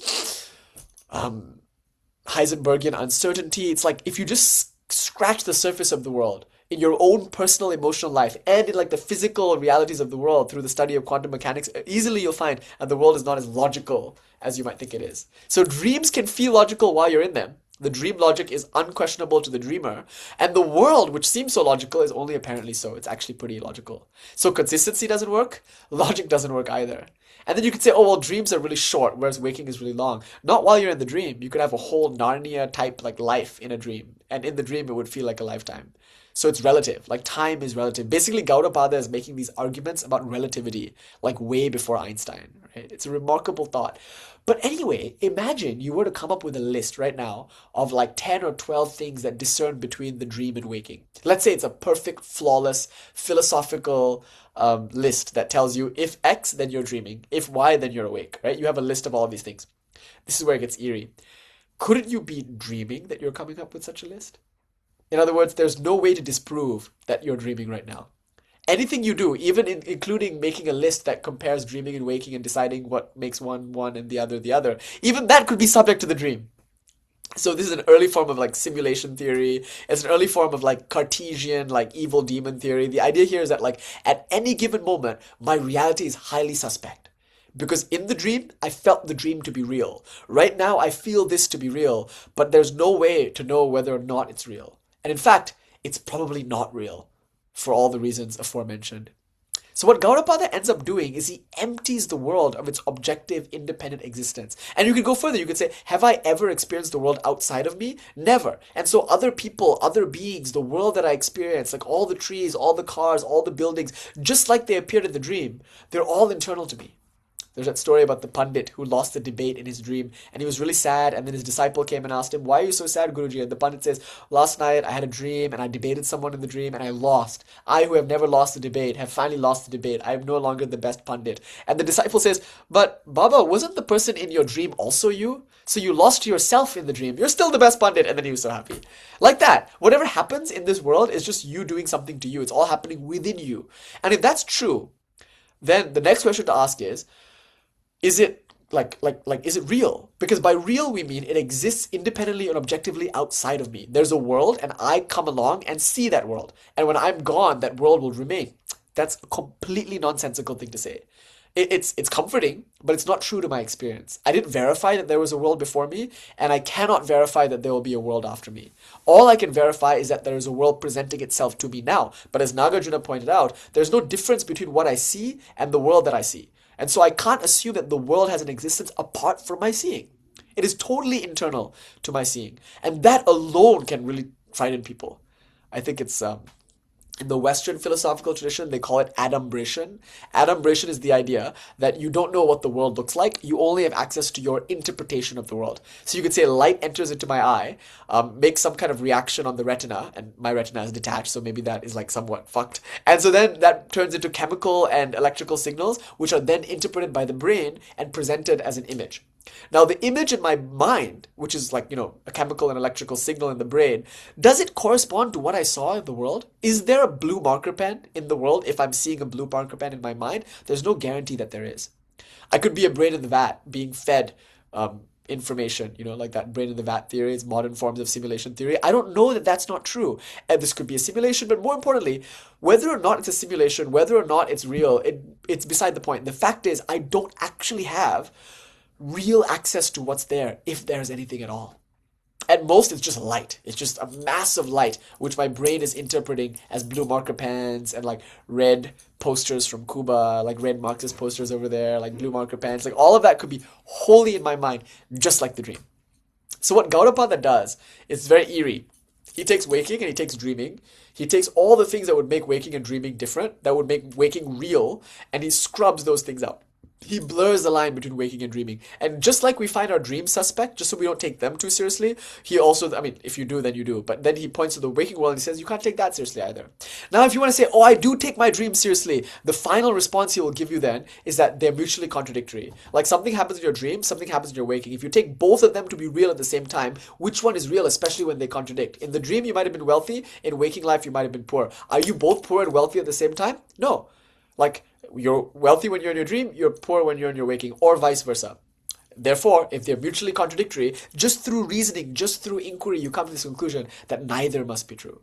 Ne wo sach, ne ye sach, tum hi sach, Janaka Raj. That is not real, this is not real. Neither is waking real, nor is dreaming real. But you are real. And this is where Gaudapada points to Turiya, because after all, he's looking at the Mandukya Upanishad. And now he says, the waker's world is only true when there is a waking self. Then when the waking self goes to sleep, the waking self is gone. And when the waking self is gone, the dreaming world is gone. The waking world is gone. So the waker and the waker's world are like a dyad that depend on one another. Think of the Buddhist like bales of hay. If one falls, the other falls also. This is basic Chandra Kirti, Dharma Kirti. So if the waking self is gone, which happens every time I go to sleep, then the waking world collapses. There's neither a waking self nor the waking world. In the dream world, there's a dream self and a dreaming world. When the dream self is gone, the dream world is gone. And in the deep sleep realm, there is neither the world nor the experiencer of the world. There's just a massive consciousness. Now, waker, dreamer, and deep sleeper are all changing. They're all contradicting one another. So none of them are true. So Gaudapada says, you are not the person you are when you're awake, and therefore the world that the waking self experiences is not real either. You are not the person that you are when you're dreaming. That changes every night anyway. And the world that the dreamer experiences is also not real. And even deep sleep, which is the most real of all three of these states, even that is not really true. The only thing that is true, arguably, is that one to which waker and waker's world, dreamer and dreamer's world, and deep sleep appear. That one is called Turiya. It is not the fourth, as Shankara points out, Mayam, Sankyam, Turiyam. It's only through Maya that you call it the fourth. It's the one. And that's what you are. What is the result of this philosophy? You just stop taking things seriously. You just don't worry about it. If a lion is about to eat you, okay, let it eat you. What is it eating? Just a dream body and a dream mind. What this does is create supreme renunciation. You just, as it were, relax. Right? That's Gaudapada. This is Ajatavada. And you can see how it engages with Vasubandha's Yogacara Buddhism. It engages with Chittamatra Buddhism. It engages with Nagarjuna's void theory. In fact, Gaudapada is called a crypto-madhyamika. Technically what he's teaching is somewhat like what Gaudapada is teaching. The only difference is that the Buddhists will never comment on an Upanishad. Gaudapada, by commenting on an Upanishad, is a Hindu philosopher. And so we make nuances like this. Oh, he's a Hindu philosopher. It's actually Advaita Vedanta that is teaching. But more or less, it's one-to-one what Buddha is teaching. Or what, Gaudapada and Nagarjuna at least have a lot in common. Nagarjuna came first. Gaudapada was a bit after him. But anyway, having spoken about Gaudapada, having spoken about Nagarjuna, notice how this is decapitation. When we say the head, we're talking about actually thoughts. In a sense, we're talking about vikalpas. The head is the concept-making structure or the linguistic feature of verbalizing reality. It's our stories. The head is our stories about ourselves and our stories about the world. Gaudapada is saying those stories aren't real. If you understand that, you've lost your head. Right? And the weird thing about this madness is that it's incredibly sane. Because having lost your head, having lost all your stories, you no longer project anything onto anybody, including yourself. Everyone is just doing whatever they're doing, and you don't even stop to think about what that might mean, because it doesn't mean anything. And so notice, in this nihilism, in this meaninglessness, there is great freedom. But I'm going to make a deeper point here. I'm going to say, psychologically, there's great energy. Because the energy that would otherwise have been spent reifying, like I said earlier, those stories, now they don't happen anymore. So I'm going to shift now from a psychological kind of claim to a more mystical, more pranic, more yogic claim. Let's say this. When you go into deep sleep, notice that if it's actually deep sleep, you come out refreshed. Fair? This is a very important point. When you sleep and you have all these dreams and stuff, and you sleep fitfully, you wake up and you don't feel very well rested. Even if you sleep 11, 12 hours, that might not be very good sleep, right? But if you, say last night on the flight, I was up all night trying to work on that Padati, but then interestingly, I napped, I think, for maybe not more than 20 minutes. Couldn't have been more than 15 or 20 minutes, but I felt fully refreshed. Just a little bit of deep sleep, right? Especially when you've been up for many days and you just have a little nap, and then you weirdly enough, you wake up from the nap and you feel refreshed. This is a very important phenomenon to pay attention to. Why is it that deep sleep refreshes you? Wait 1 second. So this is the question that I'm going to just pose. So, what is it about deep sleep that refreshes you? I'm going to posit this theory, okay? That when there are no thoughts, when all thought constructs dissolve, especially when the thought constructs called seeing, hearing, smelling, tasting, touching, even these are thought constructs. When these dissolve, what is left is just undifferentiated, unbounded, uncircumscribed power and energy. Prana. Prana in its most expanded state. This is called vikasha, prana vikasa, expanded prana. Now in deep sleep, that's what happens. Because in deep sleep, you have no physical sensation. You don't smell, you don't taste, you don't see, you don't touch, you don't hear. But necessarily, if you're not getting any physical input, you're also necessarily not getting any mental input. A lot of our mental inputs are really just impressions left over from physical inputs. There's a nice thought experiment here. Like, what would it be like to be born with no sense organs? You know, no ears, no eyes, no tongue, no skin, no tongue. Sorry, I said that already. No nose. What would it be? What would that be like? Like, what kind of world would you experience? So they do all these studies on people who are blind and what kind of dreams they have, you know? Or like people who used to be able to see and now are blind, and then their dreams often are reminiscent of what they previously saw. So then what happens if you have no external world? Would you, in your mind, create an internal world? How do you know you're not doing that right now? Do you know what I mean? It's like, these are wonderful thought experiments, but it's beside the point. The point is, in deep sleep, you don't experience even a mental world. There's no thought like, oh, I am deeply sleeping now. Notice? So much so that people don't even think there's such a thing called deep sleep. Their minds are so dense that they don't believe in deep sleep. My only response to them is, then why are you talking about it? Why does it exist in every language, a term for this? Like, every language pretty much has a term for deep sleep. And there's metaphors. I slept like a log. Not even a tree. A tree at least has some consciousness. A log is like a dead tree. You're saying that I slept like a dead thing. How do you know? If there's no deep sleep, how do you know you slept like a log? Or people say, I had no dreams, or I slept deeply. The fact that you know that means that you were there, but like while you were there, notice the quality of that there is very different from like when you're here now. Now it feels like you're lucid, right? So we say in deep sleep, there's like a veil of tamas. You can insert any kind of language here that you want, but for whatever reason, you're not lucid in deep sleep. And yet you are. But the one point I want to make is that lucid or not, you come out of it recharged. How wonderful. You know, an asshole goes into deep sleep and comes out a well-rested asshole. What's the difference between deep sleep and samadhi? An asshole goes into samadhi and comes out a saint, right? But deep sleep, it's not that the asshole goes in and comes out the same asshole. Actually, the asshole goes in and comes out a well-rested asshole, an energized asshole, an empowered asshole. So much so that you wish that you had interrupted their sleep or something to reduce their menacery.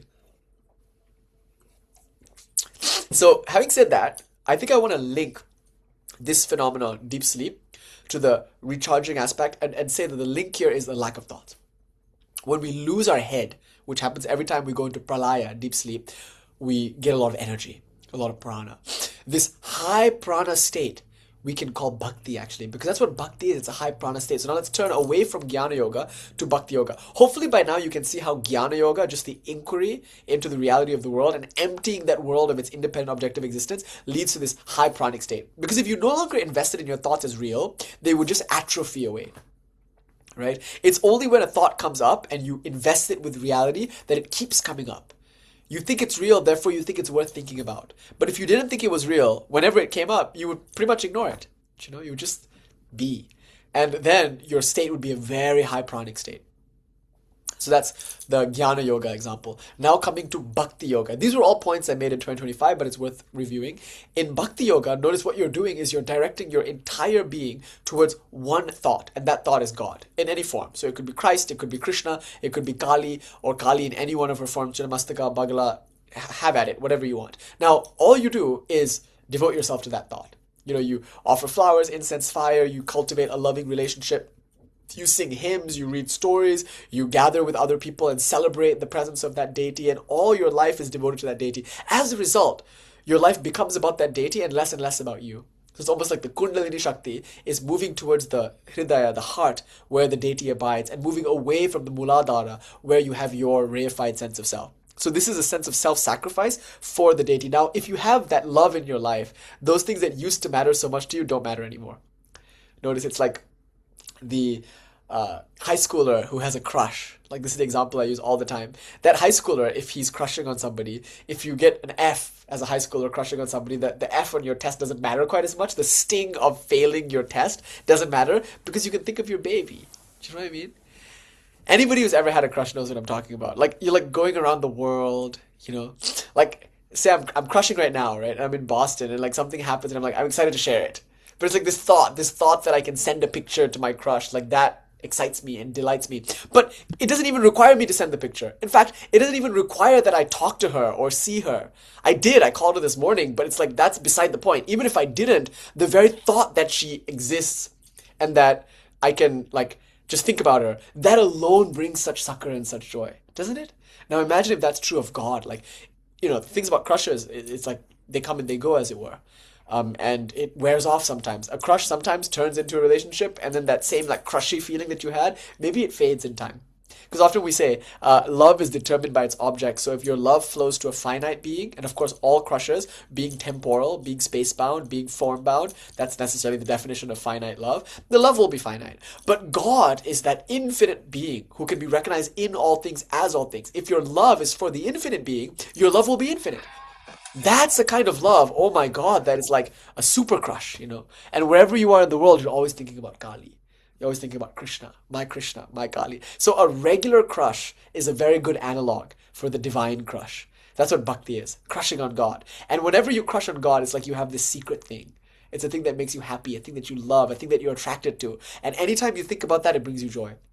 The more bhakti practices you do, the more japa, the more puja, the more homa, the more kirtan, the more shravana, like everything you do in the bhakti world just increases that love. And the thing about God is so lovable.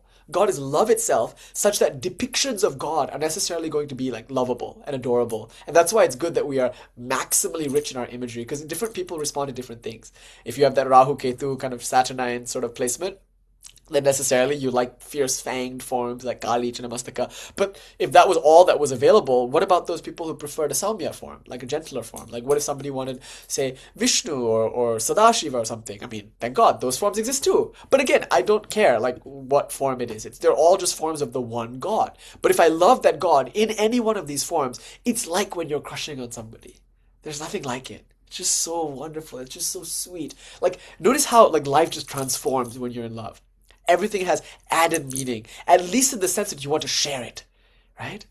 That's the way I feel sometimes. I'm like, wait, look at this. I find that I take a lot more pictures of things when I'm crushing, because if my crush is not here with me, even if she never will be, I just want to show her what I saw.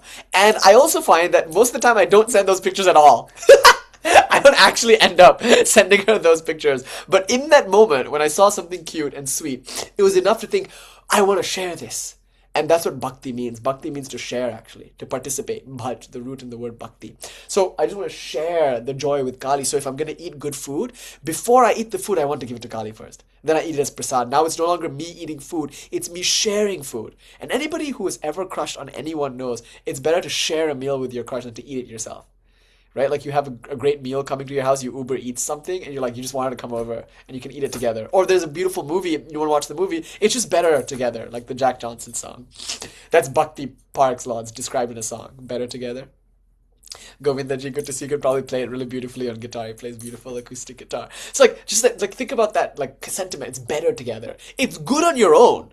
Like this food would be great, the movie would be great, but it's even better with Kali. And the thing about Kali, unlike any crush you could have in the world, is that it's actually not that different, except in its consistency. You know, like we only ever crush on Kali, arguably, only ever on the goddess in so many different forms. And importantly, that bhakti, notice what it does for you. It disintegrates all those thoughts that would otherwise have been in your mind. You just only think about Kali, only think about God, and they're just happy. You know, you're just like happy because the energy is freed up. So you find that bhakti itself is a very high state of prana. And then interestingly, the thing about bhakti is that it promises ecstatic experiences. So as you're doing the puja, there's like a tantric sort of mystical component to bhakti that leads you to having these like ecstatic experiences. And in those experiences, the mind is completely wiped out. Just like through jnana yoga, one disambiguates from thought constructs, through bhakti yoga, through sentiment, through emotional highlights, one overcomes thoughts. And therefore we can engage with rasa-vada, the theory of aesthetics, because bhakti is very aesthetically oriented. It's very sentimental. The goal is to develop the heart and emotions and achieve this emotional highlight. Whereas jnana, the goal is to like refine the intellect. And then through intellectual discernment, one gets to that void state in which all the thoughts disintegrate and energy is released. In bhakti, one gets to an emotional highlight. And there, all the thought constructs disintegrate. And again, one gets that same energy. Do you see? Now coming to Raja Yoga, here it's very easy to understand. The Raja Yoga technique doesn't require bhakti or jnana, though it's often supported by bhakti or jnana. So if you can sit and meditate and keep your mind fixed on one thought, this is obvious. You just disambiguate from all the other thoughts. So the more you can concentrate on one thought, the more energy you will feel. You'll just become charged up. And these, of course, can turn into siddhis. A high pranic state is a state also of like high, as Jung would point out, synchronicity. You just find that weirdly in your life, things are just like working out for you, right? As we talked about earlier this morning. And the way that you like affect other people also, they can just feel the aura around you. Like this morning, like it's just like, Isn't that weird? It's like we didn't drink coffee or anything. It's like just like and it happened after meditation, right? Notice it's a palpable thing that you feel and that the world around you feels when you can just concentrate on one thought. The degree to which you can concentrate on one thought is the degree to which you'll be energized by meditation. A lot of us sometimes feel tired in meditation because when we sit there, we become distracted. But the effort to think of one thought and the sustained effort to think of one thought causes those other thoughts to atrophy. And again, remember the logic here is a thought construct is like trapped prana, to put it one way. When the thought construct dissolves, the prana which was locked in that form becomes formless prana, meaning free prana.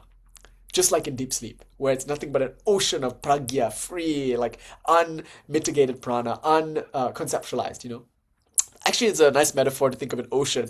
When the waves come in the ocean water seems limited because it's in the form of the wave. But when the wave disintegrates and recedes back into the ocean, now look at that. Like, it's not actually the case that the wave is different from the ocean. It's just the wave is a modification of the ocean that, like, if we take this seriously, is as a contraction of the ocean. So we say sankocha. Prana vikasa is what deep sleep is. Any other state in which cognitions are experienced is prana sankocha, a contraction of prana. In fact, this body, mind, and personality is nothing but a prana sankocha. You are a wave in the ocean of your true being. The goal of both jnana and bhakti is to dismantle that wave. That's why spiritual life, again, should be destructive, not productive. If spiritual life is making you better, it's only making you more reified as the body-mind person. But if spiritual life is disintegrating you, which can often look to the world like madness and often is madness, that disintegration of the wave is the return into the ocean. And of course, often we get stuck somewhere in between. Many of us do spiritual life to become a very big wave, to become a tsunami. And nobody likes a tsunami, honestly. Tsunamis suck. They're destructive. We want to go back to the ocean. But to go back to the ocean, Raja Yoga is wonderful. Because by focusing on one thought, it's like the wave becomes smaller and smaller and smaller. And it becomes so concentrated that it almost like just explodes into ocean spray and then becomes back to the ocean. This is what we call samadhi. So nirvikalpa samadhi, a state of lucid deep sleep, if you will. Bhakti, the emotional highlight. Jnana, the deep intellectual refinement to discern the emptiness of all thought constructs. All of these more or less lead to the same outcome. A massive release of prana. And karma yoga here is obvious. Karma yoga is not even a yoga. It's the outcome of all these yogas. When this prana is released, it just flows for the greatest good of all beings. Even if that person is just sitting there and unmoving, that prana will still flow like we felt this morning. It's like it's just something that will just explode outwards because it's no longer being contained and trapped within a particular form. So this is what it means to lose your head, as it were. So when Chinnamastaka cuts her head off, maybe let's look at the image here real quick. I intended to show it at the top of the lecture. I'm coming to the end now. But if you'll see this image, you'll notice that she's cut her own head off. And often, it's said that she cuts her head off with her thumb. Here, it looks like she's using her sword. This is Brigideva Chinnamastaka. She's behind me. But here, it looks like she's used her sword. But in many of the narratives, like the Pranatoshini Tantra, I think in the Shakti Sangama also, it said that she used her either thumb or the pinky, right? She uses this kanishta. She uses the kanishta and chops her head off with her pinky. Now, I think that's important. The pinky represents something small and precise. Sri Ramakrishna often talked about the pen knife. To kill oneself, you only need a letter opener or a pen knife. To kill others, you might need a sword and shield. That was Sri Ramakrishna's kind of metaphor. If you want to be a spiritual teacher, then it's going to take something different than just being like a spiritual master. Not all spiritual masters are spiritual teachers. And obviously not all spiritual teachers are spiritual masters, but ideally, if you're teaching, it's because you've already killed yourself. But what it took to kill yourself, it might take a lot more to kill others. That's Sri Ramakrishna's point. But the pen knife or the letter opener or something, here you can see it's in the form of the pinky, which means something like enter through the narrow gate. Pinky meaning a point. Angushta matra, you can think in the Katha Upanishad, the idea of Brahman being Atman. We went to a place called Atma today, and that Atma is the size of a thumb. But that's a meditation instruction, right? It's to say, focus. Whether it's bhakti, whether it's jnana, whether it's Raja Yoga, it's about narrowing the mind and keeping it with one thing. As a result, all the other things fall away. That's what it means for the head to be taken off, in one sense. It's one of the meanings, at least. It's not the meaning. It's one meaning. Now notice what happens when the head is severed. When she cuts off her own head, the blood flows. There's this tremendous outpouring of energy, which we've already described to some extent in this talk. So like the energy flows out, and notice the karma yoga is obvious here. The energy flows out of Chinnamastaka's decapitated head. All those thought constructs have released their bound energy, and that energy naturally flows into the mouths of her two attendants, Jaya and Vijaya, who as a result are transformed into Vajrayoginī and Dakini. So these are the tantric forms of Jaya and Vijaya, just as Chinnamastaka is the tantric form of Parvati. And now this is so important. We can do a whole piece on this Kamadev and Rati, because in many spiritual traditions, you're staying away from sexual energy. In this particular Kaula Marga Vamachara approach, anger, fear, grief, and of course sexual energy are no longer things to be avoided, but things to be not only developed and cultivated, but to be brought into sadhana. Right? So you like almost you're established in these energies. And so here Chinnamastaka, she's standing on kama, meaning she's standing on business. She's standing on the very thing that we would trample and stomp out. She's supported by the sexual energy, as it were. So you can give a tantric reading here about the Manipura chakra and how she's supported by the Swadhisthana chakra. Like you can like get into that discussion. But I want to make another point just in closing. And this is about holding the head. So notice there's two planes here. There's the vertical plane and the horizontal plane. And they mirror one another in one sense. So in this horizontal plane, you have the literal and physical sex act, represented by Kamadeva, a desire personified, and Rati, bliss personified. So the bliss of sexual union is of course considerable, given that almost all our movies and music are about it. And it's the metaphor of two becoming one. So of course, like non-duality for most of us feels like really good sex. It feels like a moment when you lose yourself in the act of lovemaking and you forget which one is which. Shakespeare calls it the two-backed beast. Right? It's like a euphemism for sex, because the beast of two backs, according to Shakespeare, is when two become one. It's like one animal now. Or the Greek, the old Hellenistic myth of, humans are most powerful when they have two arms, two legs, two heads, and then Zeus is threatened by human power, so he chops them up and we all have a twin flame or soulmate or something, and we're looking for our other half or whatever. And so coming together is like one of the greatest experiences in the human condition. But of course, it's, as we say, a metaphor. It's mirrored by some internal state of psychological oneness. So you could say, like, in a Jungian sense, if you identify as male, maybe there's an anima within. And if you identify as female, there's an animus within. Not to be overly binary here. The idea is just that, like, the poles, even if you think of them in a spectrum, desire reconciliation. But when we look for that reconciliation externally, what ends up happening is it's only true during that external moment in which we come together. So when we're not having sex, or rather when that sex is not like exactly perfect, because it takes a lot for it to be like this wonderful, like often people are just in their own heads anyway. And they're just like masturbating together, I guess. Like for it to be like real sex is for it to be a real conversation. Like real conversation and real sex is when two discover themselves in a third space. That's very rare, actually. The karmas have to be so specific. That's why people get like hung up on ex-lovers or whatever. Because not anybody will do. Like a specific person, arguably with like specific karmas, with specific astrology. It's like and also specific timing. Those same two people, when they meet later in life, might not have the kind of connection they had when they met at a different time. Just like everything has to be aligned, as it were, for that moment. And so in that moment, something was discovered. But it's arguably a metaphor, or at least a means for something deeper and more internal. And this is when the mind, with its two hemispheres, as it were, or two parts or two aspects, become one. So now we can call it the subconscious and the conscious mind. And we can assign the feminine aspect to the subconscious, and we can assign the masculine aspect to the conscious, but it actually doesn't matter. It doesn't matter which one is masculine and which one is feminine. We only use those sexual terms when we refer to like heteronormative, like the sex act of two people coming together, a man and a woman, and the union of the two. But now we don't even need to use that metaphor anymore. We can drop man and woman, and instead we can go to a subtler understanding of that metaphor. And here it's the conscious and the unconscious mind, or subconscious mind. The conscious mind is represented by the right hand channel, and this is called Pingala Nadi. And the subconscious mind, Ida Nadi, is the realm of symbols and images and whatnot. And notice, we each and every one of us have a proclivity towards one or the other. Some people are more symbolic. I tend to be a little more symbolic in my thinking, in that I like poetry, I like art, and I like to say things elliptically. If I can, I like to use a metaphor rather than say things directly. Often I feel like when things are said directly, they're like boring, and they lose their multivalence. They lose their poetic power. So naturally then you can see someone who's very Ida-oriented might prefer nighttime. They might prefer the moon to the sun. They might be a little more effeminate in one sense, if you can use that word, though it doesn't really work often. Like for me, like symbols of masculinity have always been the men in literature that have almost appropriated feminine things. Like I love like eyeliner, for instance. I love wearing nail polish. I love long flowy clothes. I like having long flowy hair. Like whatever you associate to femininity, the appropriation into masculinity of that has always been attractive to me. So I've always preferred people like Don Juan, you know, like in Lord Byron, the poem Don Juan. Like that seemed to me a better model for what I wanted to be growing up than say like some kind of soldier or something like that. Like I never looked up to like men of war, but I very much looked up to men of love, as it were, you could say. But then arguably, again, these are using gender roles and kind of conditioned responses. But then you could say the opposite to this is the sun, the path of the sun, where it's about directness, it's about logic, it's about science. So some people, if you present like Kali to them, they're not able to see it poetically. They'll think either it's real or it's not real. Whereas people who have a very developed Ida Nadi will say, no, it's real, but not in the sense that you think things are real. You know, it's real in the sense of sentiment. What matters most is sentiment.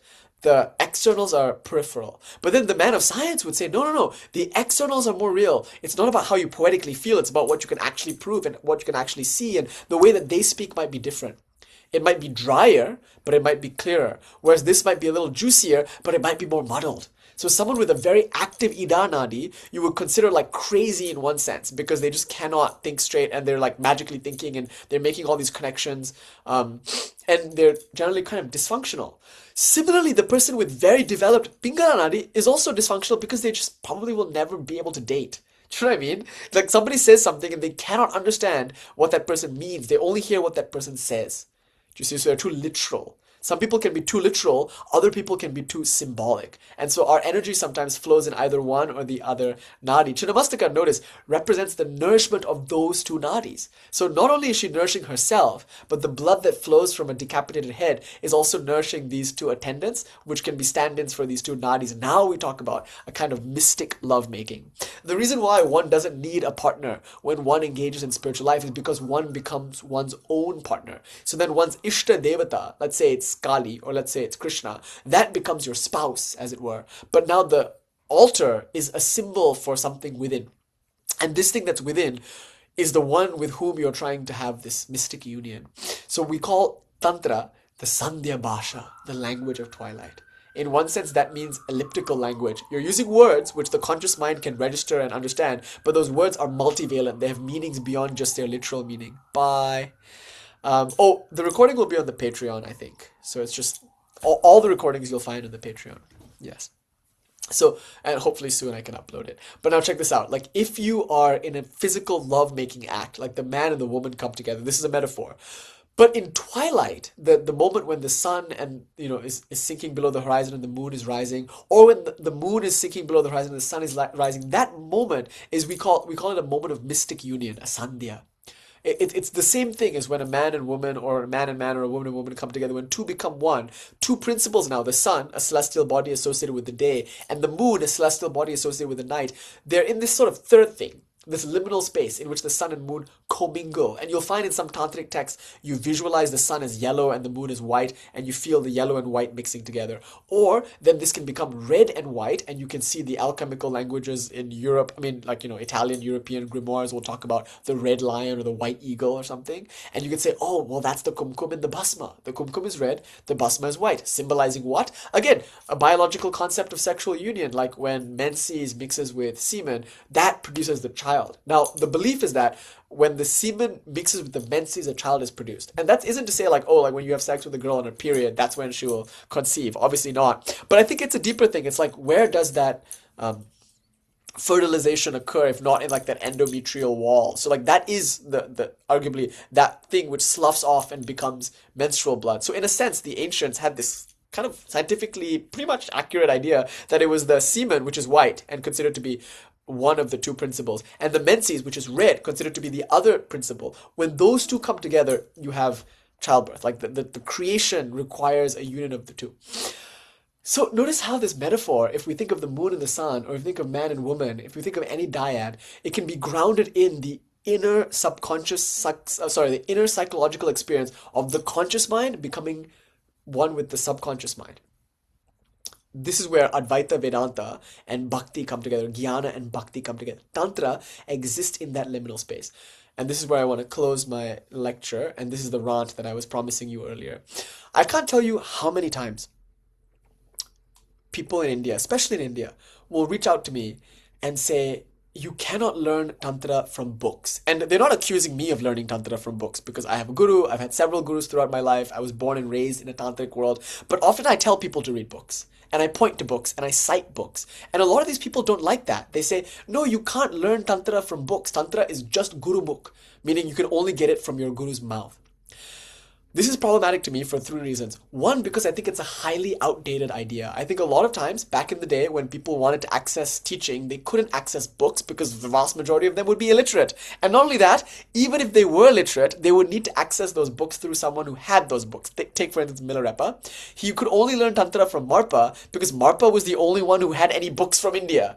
Just understand this, the entire history of Tibetan Tantra, a lot of it has to do with gurus who came over and taught it to Tibetans, right? But more importantly, Marpa, one of the greatest masters of Tibet, the reason he was able to do this was because he traveled India, collected books, and then translated them. Marpa is considered a translator. And so he was able to teach Milarepa because he had a library, he could read that library, and therefore he could convey that knowledge. So when in the ancient world you wanted knowledge, you would have to approach someone who had the books. That's why we say without Gurumukh, without the revelation of the teacher, one doesn't have access to knowledge. But we live in a very different world now. We now can access those books without the teacher, which is like unheard of and unknown in the ancient world. And I think the reason Tantra is atrophying and kind of degenerating into this kind of like superstitious, like consumer capitalist realm of the internet is because we're not adjusting to the new world that we're in. We're just resisting ChatGPT and Claude. We're resisting the fact that books are now not only available but translated and translatable easily by anyone, anywhere. That's a world that hasn't existed before. And for some people, it's a terrifying world. For others, it's an exciting world. So I think that fear, and the second thing is my second problem with this, is that fear of like losing narrative monopoly, or that fear of losing the authority that you gain from like possessing knowledge becomes exacerbated when you realize how much the how much the carpet is being pulled out from under you. Do you know, like if you are a guru and you have access to knowledge, then your livelihood might depend on being able to disseminate that knowledge. But if suddenly that knowledge is no longer like exclusively available through you, if it becomes available outside of you, that can be quite threatening, right? And I think in India, a lot of these people who have this knowledge, either because they got it from their guru or because they got it from books which they alone were able to read, what you find is that they become kind of jealous and possessive of that knowledge. So then they might say things like, no, you can't get mantras from books, you have to get mantras from me. Or no, you can't read books because those are all just like empty knowledge. Never mind the fact that they might have gotten that knowledge from books. Do you know what I mean? Or their guru might have gotten that knowledge from books. Or their guru might have gotten their knowledge from books. What I don't understand is why something becomes illegitimate knowledge the moment it's written down. And I think it's because the moment it's written down, it easily gets out of your control. So the first problem I have with saying that Tantra cannot be learned from books is this, that was true. There was a time period in which you could only access that knowledge through the guru. It is no longer true. So I think it's outdated to say that Tantra can only be learned from a guru, because now we live in a world where the material that the guru would otherwise have taught you is still available. Secondly, I also think it's problematic to say Tantra can only be learned from a guru, because then that puts an individual in a position of far more power than they otherwise would have had in a world without books. And the third thing is I just think it's kind of lazy. Do you know, like, even if you can only learn Tantra from a guru, what stops you from learning Sanskrit and accessing the books yourself? And more importantly, together, they probably make a much better knowledge system than just one without the other. So if you had access to either books or gurus, I'd say go with books. Do you know? Because if you go with the authority of books, as opposed to the authority of an individual, then what happens is you can trust your own discernment and your own interpretation. Whereas if you go with the authority of a person, you have to take their interpretation and their discernment. I don't know, however advanced another person might be, however much faith you have in their ability, they're still a different person than you, right? So my question is, who is the authority in your life if not you?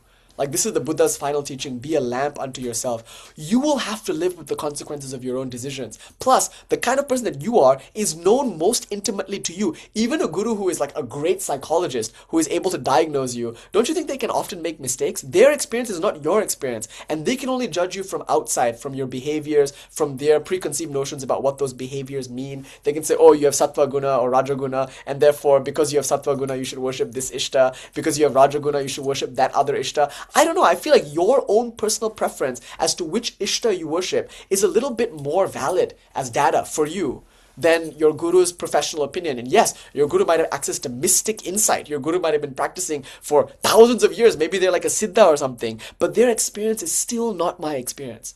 Which will you take more seriously? Someone else's experience, which you take on faith, is more true of you than your experience? I don't know. I think that's a losing wager. I think if I can trust anything, I can trust my own reasoning and my own experience, and reasoning based on my own experience. So pratyaksha, experience, is my first source of knowledge. Sattarka, reasoning, is the way I interact with that experience. And the texts are like a whetstone to a sword. They're there to help check and balance my reasoning. They're there to help me reason.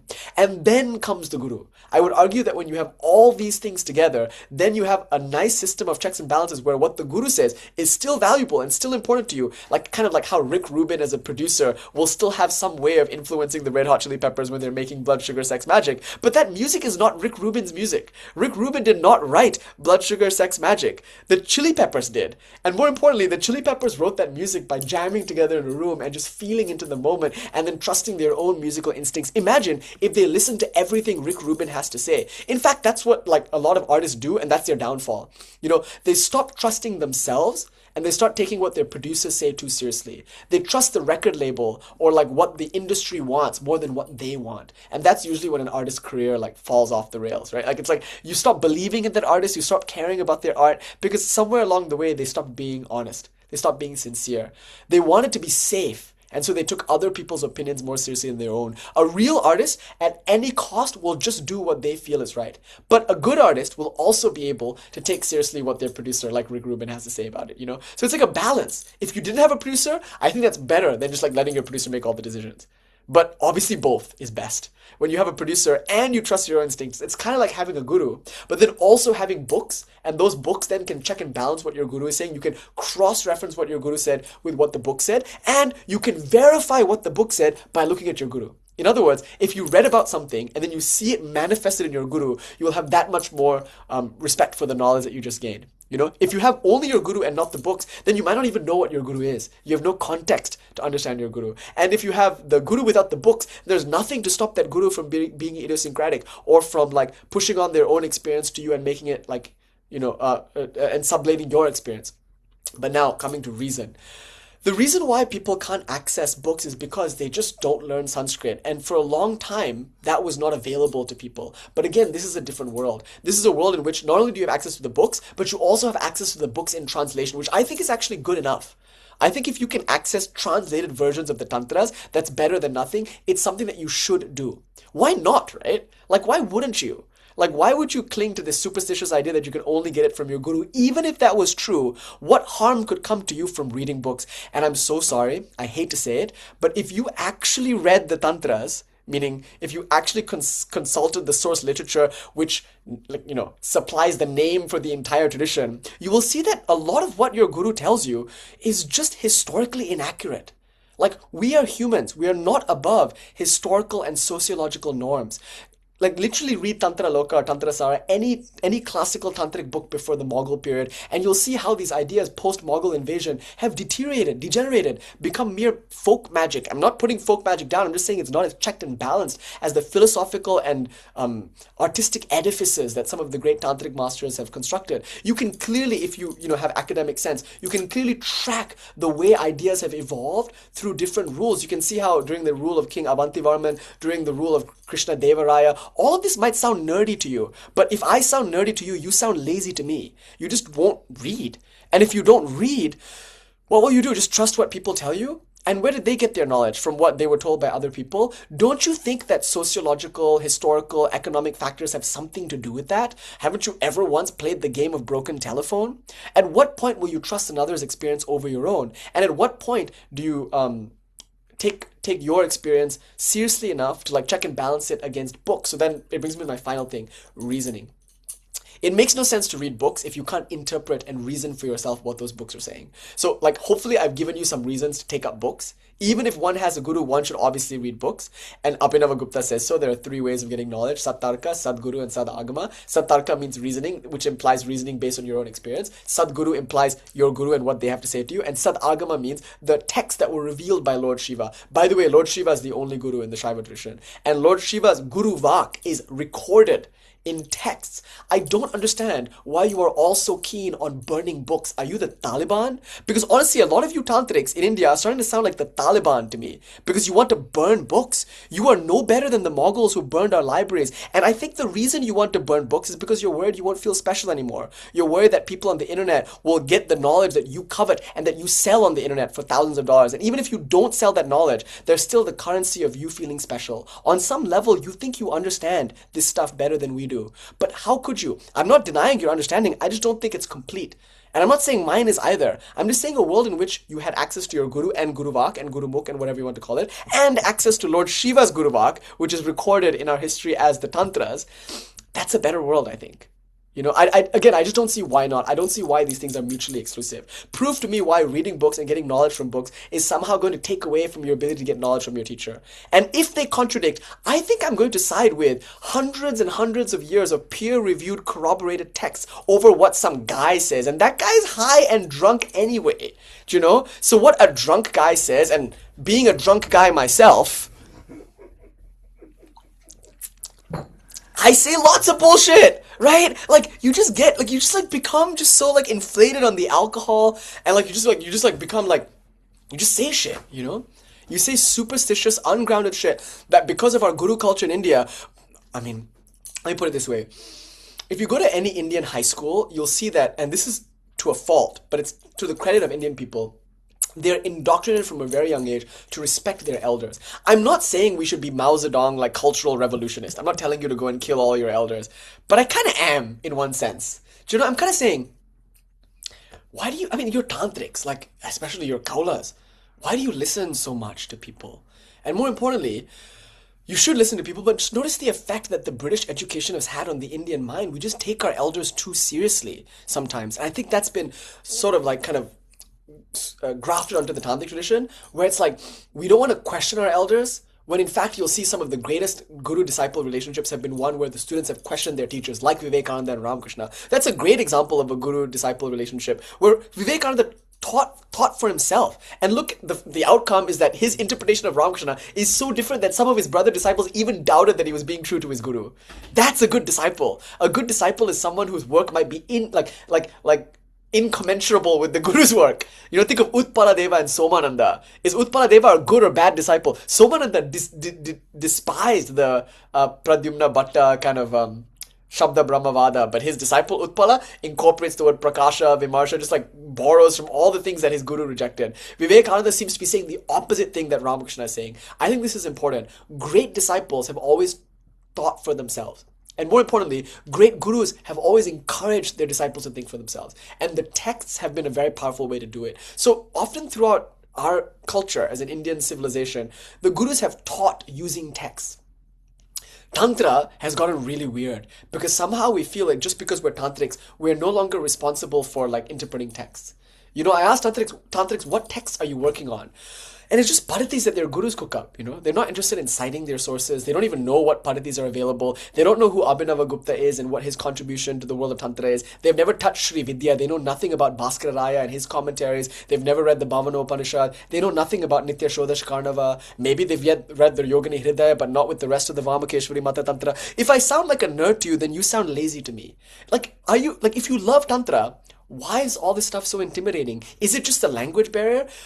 I don't know. If you love Tantra, then the language barrier will be no barrier to you. You'll want to learn the language because you'll want to see what Lord Shiva said in the Tantra. And if you don't care what Lord Shiva said in the series of texts called the Agamas and Tantras, fine. Then don't call yourself Tantrics. I'm serious. A lot of people, they tell me on the internet, lots of people, so many people I love, people that are so close to me, my brothers, they call me and they tell me Bhakti is different from Tantra. And they have their own idea as to what Tantra is. Then fine, let's just disagree as to what Tantra means. To me, Tantra means that tradition that's come from the Agamic revelation of Lord Shiva. Those Agamas and those Tantras have been recorded and handed down throughout history. My grandfather taught from those Tantras, and his father before him taught from those Tantras. And these Tantras are like the check and balances for the Guru. So when the Guru is teaching, the Guru uses the Tantra to teach, right? And now that doesn't seem to be the tradition anymore. It's just people sitting in the cremation ground saying whatever they want, which they've heard through the grapevine. One game of broken telephone will show you why that's not a good source of knowledge. It's just, there's no epistemic integrity to taking what your guru says without a system of checks and balances. There's no epistemic integrity to taking the word of a single idiosyncratic individual over the peer-reviewed, corroborated, centuries-old tradition called tantra. There's no epistemic integrity in throwing out the very books that give its name to the tradition. So I'll close now with the final thing. The one thing that's missing, I think, is Nyaya. Because you'll notice Kaundinya was a Nyayaka. Kaundinya is important because he lived in the cremation ground. He was covered in ash. He was an ascetic, but he was also a great logician. And he's important because he is the reason we have the Pashupata Sutra at all, one of the earliest Shaiva texts, not necessarily associated to the Shaiva dualist called the Pashupatins. We don't actually have any work from them, but associated to the Lakulisha reform of Shaivism. These words might even mean nothing to you, which stuns me because my name is Selvalingam, my father's name is Sodalingam, his name is Vaitalingam, and his name is Nagalingam. Coming from a family of lingams, having actually been born into a Shaiva household, I am horrified that you call yourself a tantric, that you engage with my culture's traditions, and you don't even care who Lakulisha is. You don't even know what the word Atimargism means. You don't even know how to distinguish it from Mantra Margism. You don't know the difference between Mantra Pita and Vidya Pita and the Yamala traditions. You couldn't even name 3 texts from Shaiva Siddhanta. Out of the 10 Shaiva Siddhanta texts that are listed, you couldn't name 3. And you probably couldn't even name any one of the 64 Bhairava Agamas. And that horrifies me. You call yourself a Shaiva, you call yourself a tantric, and then you call me and tell me I am not a tantric, I who am born a Selvalingam,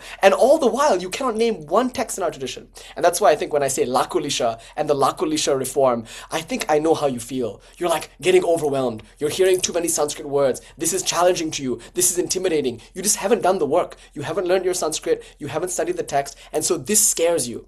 Good. Be scared. You should be scared. Because what you're doing is scaring others. You're going on the internet and you're spreading superstition, fear-mongering. You're just making claims. But when I ask you to back those claims up, not with reason, I don't even expect that of you, but with citation, you cannot. You cannot tell me which tantra this is from. And more importantly, you cannot point to the historical period in which that tantra was produced. Because that makes a difference, believe it or not. Whether it's King Avantivarman or Krishna Deva Raya, it makes a difference as to what kind of material is produced in that temporal period. So I'm just sick of people who know nothing of Indian history, who know no Sanskrit, who have never read any of the text, tell me that this is all book learning. Before you throw the books, look at them first, and you'll be stunned.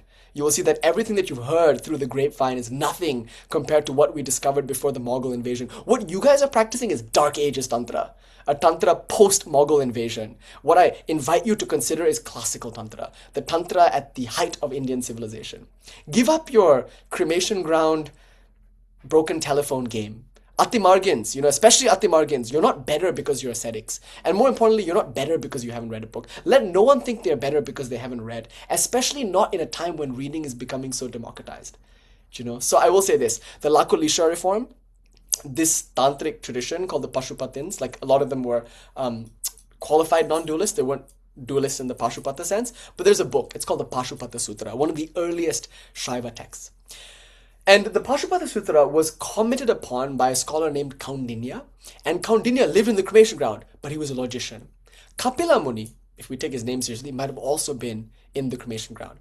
The point I'm making is that just because you live in the cremation ground, it doesn't mean you are unlettered. Because what we saw in history is some of the greatest, most learned tantrics were in the cremation ground. They were living in Smashan. And yet, not only did they read, a lack of funds is no longer an excuse for not acquiring books. Back then, you had to be rich to have books. But now you have the internet. For crying out loud, you have the internet. Books are like $30. Like there was a time when they would be hundreds of dollars, if not thousands of dollars. You would have to be in an academic institution to have access to these manuscripts. No longer. Now anyone, anywhere in the world with internet connection, and come on, I know these babas have internet connection because otherwise how are they fucking calling me and texting me and bothering me on the internet? Obviously they have internet connection. Maybe instead of scrolling Instagram, instead of spreading fear and superstition in the name of Tantra on Instagram, maybe they could, I don't know, go to Mukta Bodha or some kind of other database and actually fucking read the books, I just don't know why this doesn't occur to anybody. So I want to say this. These masters were not just well read.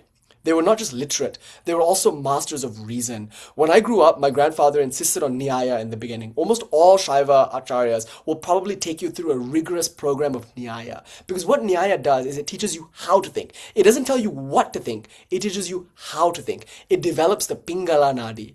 And without developing the Pingala Nadi, once you get into all this mystical stuff, if you don't understand metonym, if you don't understand metaphor, if you don't have basic concepts of causality and logic and reasoning and discernment, you'll be overwhelmed with the sheer symbolic power of our tradition.